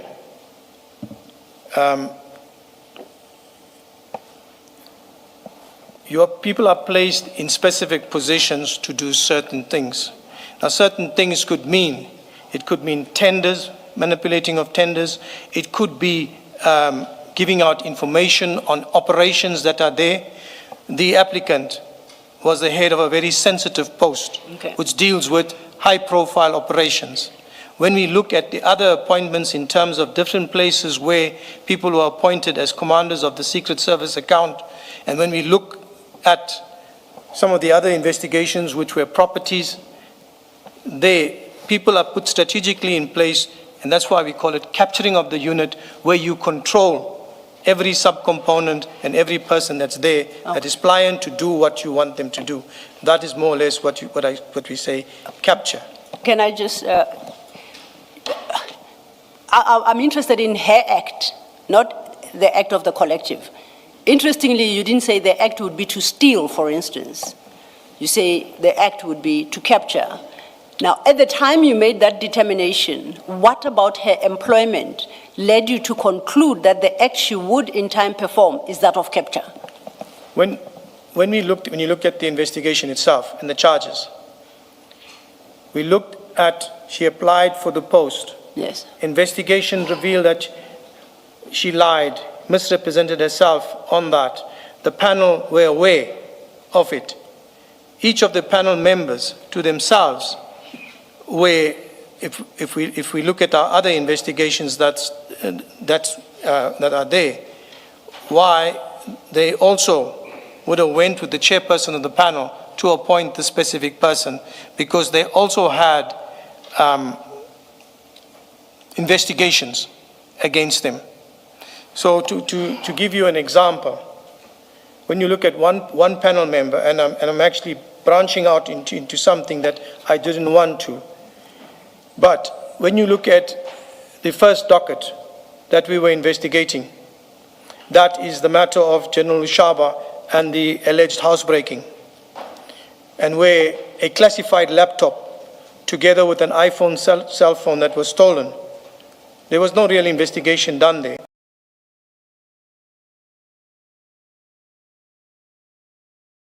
Supposed to be charged but he was not. When General Khumalo took over as the acting divisional commissioner a couple months after this incident took place, Khumalo put in documents for the loss of the state property. In the lost property, in those statements, it was said that he was drugged. A board of inquiry should have been instituted and disciplinary steps should have been taken against Lushaba. General Khumalo did not do that. General Lushaba was not charged. Fast forward, investigation takes place. General Lushaba is charged for defeating the ends of justice. A disciplinary takes place and he's found guilty for the negligent loss of property, which is also that loss of property and the disciplinary is also that we are also still looking at, because a formal investigation was taken place directly after he reported that incident. And the general that investigated, who was tasked to investigate it, said he was a victim of being drugged by these ladies of the night. When we looked further into the investigation, which they didn't even look and probe at, we found that he was not drugged. So here you have somebody who's sitting there at crime intelligence with General Khumalo there, and General Khumalo is aware of it because he signs off on those documents when it goes to the loss management. But here, come forward after the criminal case is investigated and it is found that, and he was arrested, a disciplinary action is taken, a disciplinary case is open and he's found guilty. So that's just one example. There is more on this which I do not want to expose. So is the complaint, remember we're talking about these charges here, Yes, the institution of these charges relating to the appointment of Ms. Mukwele. And we are still at the point where we are discussing how you moved from Mr. Adams's affidavit to formulating a charge sheet in the manner that you have done. That's the discussion at this point. Are you prosecuting, or the charge sheet, are you charging General Lushaba and General Khumalo for including General Lushaba in the panel? Is that part of the complaint? Is that why you are telling us this story about the loss of his laptop? That because there's that history, the charge relating to this appointment, insofar as it includes him, and General Khumalo is further justified by the fact that he hadn't been disciplined previously, or a discipline happened, you are not happy with it, and the outcome and the conduct of Khumalo, and therefore his inclusion in the panel that appointed Ms. Mukwele was part of state capture. Is that of capture of crime intelligence? Is that the logic you say you have applied? No, the point I was trying to get across, sorry, Commissioner, are you done? Yes, you may proceed. The point I'm trying to get at when it comes to the appointments, and as I explained with regards to how the systematic capture took place, where you have the panel that appointed Mukwele, when we spoke about the gratification, and when the gratification is going to be given at a later stage or whenever, when we look at Mukwele, the application that she made, the panel was fully aware the processes were manipulated. When you look at, and that's all in the documents, to appoint her. So she was, the appointment of Mukwele was clearly, one, fraud, and two, there was a gratification. I just wanted to understand the relevance of General Lushaba's loss of a computer and how that was handled to this case that relates to Ms. Mukwele, and in particular, your having concluded this is part of capture of crime intelligence, the relevance of that. Because you seem to have told us something on the face of it, And having listened to you, there's no clear connection that you are making why that case has anything to do with this case and your gratification suspicion, because we must accept at that time, certainly, of drawing the charge sheet, it was, you just had a suspicion, and I think even now, you say, we don't know what she was going to do in the future. So at the time of drafting the charge sheet, we were dealing with your suspicion, and whoever is behind has given you instructions to investigate this matter. Why is it relevant, the computer story, to this charge?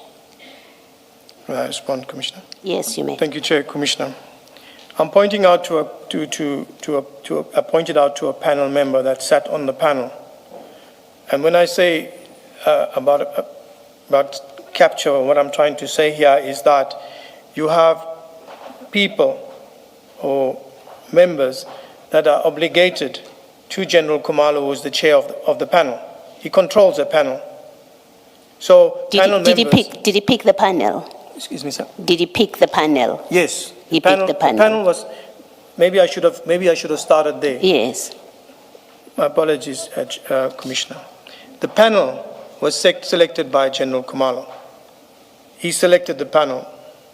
The members on the panel, together with General Kumalo, it was very clear that they manipulated the process of appointing. When you look at the documents, the evidence, what we collected, this is what came out there. When we looked at... And you say part of him selecting the panel, or the fact of him selecting these members as a panel, and they are collectively manipulating the process. You're saying that's all part of in furtherance of gratification to Ms. Mukwele for something that we don't know what she would do in future, but you also say that is part of a scheme, or it's a scheme in fact, to capture crime intelligence. That's what you're saying? Yes. Happened here? With the appointment of, that's the panel that has selected, manipulated the process to appoint Mukwele when she clearly should not have been appointed. That is the panel. So when you look at that, here's another appointee coming in to crime intelligence, and there are a few more appointments that are there too as well, that were appointed for a specific purpose. So when you look at it from a capture point of view, commissioners, you have a person in a position as a commander of that specific subcomponent or section that is now you control, because you appointed them. No, yeah, well, I was going to ask you exactly that last part, that I don't know the processes of the SAPS, so maybe enlighten. Does the panel that interviews make the appointment? Commissioner? You want me to repeat my question? Yes, Commissioner. The panel that interviews, and in this case, let's be specific to this case, the panel is constituted, you say it was constituted by General Kumalo, you say that, and you say he holds this very powerful position, and having appointed Ms. Mukwele, the General Kumalo would have been able to control her or to influence her. Yes. My question is, does the interviewing panel make the appointment of the employee in the SAPS? Thank you, Chair. Thank you, Commissioner. I think this part of it comes up, well, I recommended, I didn't appoint. When we look... What is your answer to my question? Let's not do a long explanation. Does the interviewing panel does an interviewing panel in the SAPS, and in particular the interviewing panel that interviewed Ms. Mukwele, did it appoint her? Is it this panel that appointed her? That's the panel that appointed her. The panel appointed her? Yes. Thank you. Sorry, Commissioner, I didn't understand the first time. Okay, thank It's you. that particular panel, chaired by General Kumalo, appointed by General Kumalo, chaired by General Kumalo, that appointed Ms. Mokwele. Okay, so If they didn't make a recommendation to somebody else. And I started off by saying I'm ignorant about the SAPS processes, recruitment processes. So I come from a different field, which is you interview, you recommend, somebody appoints. You are saying in this case, the very panel that interviewed her made the appointment. Chair, Commissioner, let me disqualify what I said. It's recommend, but that recommend for me, although it's recommend, it's a given that she's going to be appointed. Well, my question, let's go back to my question then. Don't tell me it's a given, because that's an opinion. You're expressing an opinion. I'm not interested in your opinion. I'm interested in facts. This panel that interviewed Ms. Mokwele, is your evidence or testimony that that panel appointed her? Because it's a simple matter. There is a letter of appointment somewhere, right? Or there's a minute somewhere. So we can verify that if we need to. But right now, I'm speaking from your knowledge because you're testifying and you took certain steps. So my question is simply this. Are you saying this panel appointed as a matter of fact and as a matter of law, because it has consequences, that she was appointed by the panel? Can I respond, Commissioner? That's what you say. Thank you. Thank you, Chair. Thank you, Commissioner. Let me be clear on it, Chair. So This panel recommended Mokwele to the National Commissioner to be appointed, which eventually led to her appointment indeed. That's my answer. So, okay, let's reprise your answer.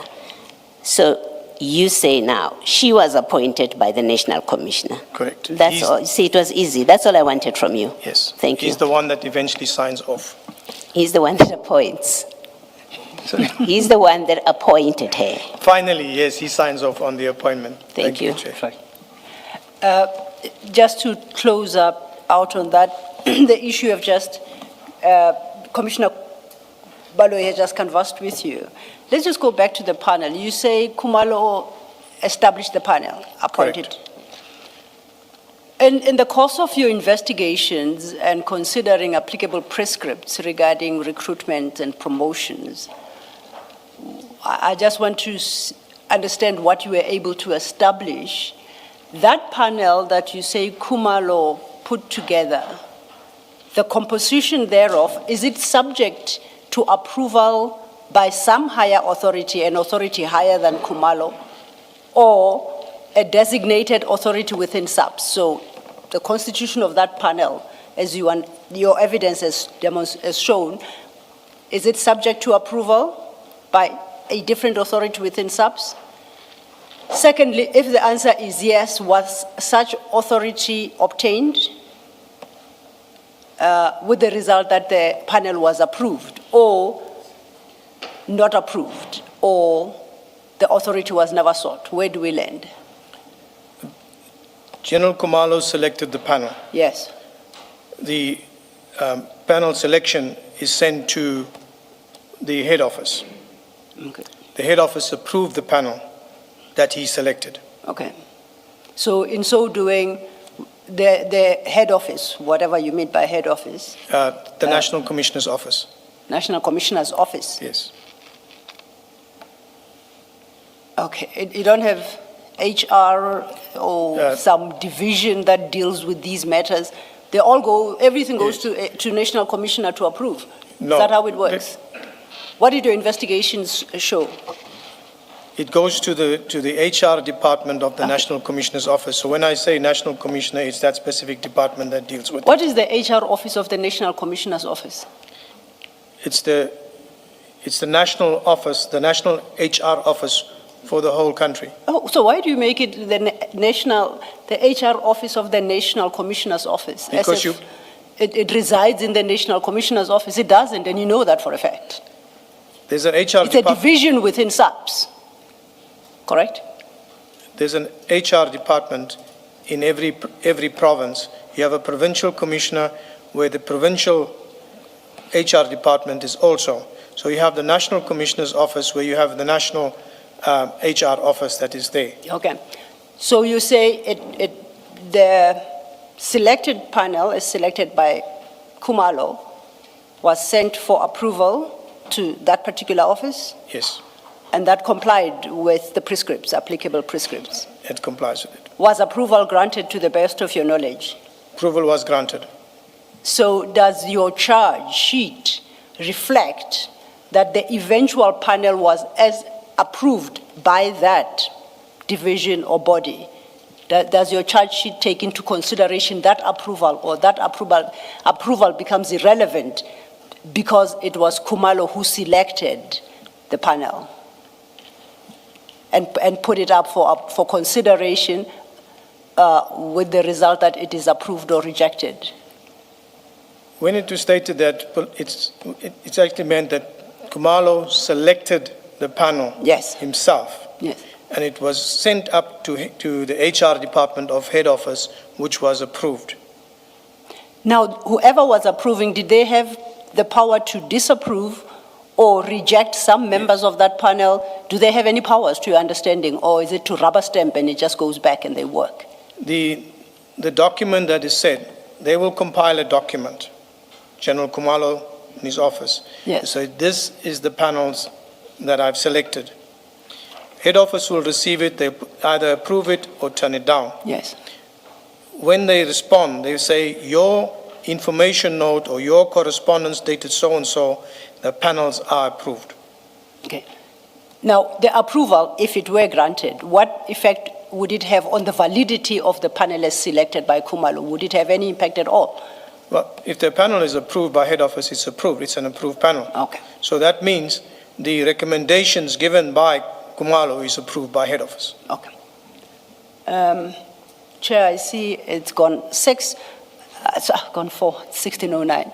I'll be moving on to a different topic, so this might be an opportune moment to stop. Thank you. Let's adjourn and resume at 9:30 tomorrow morning. Thank you, Chair. Thank you.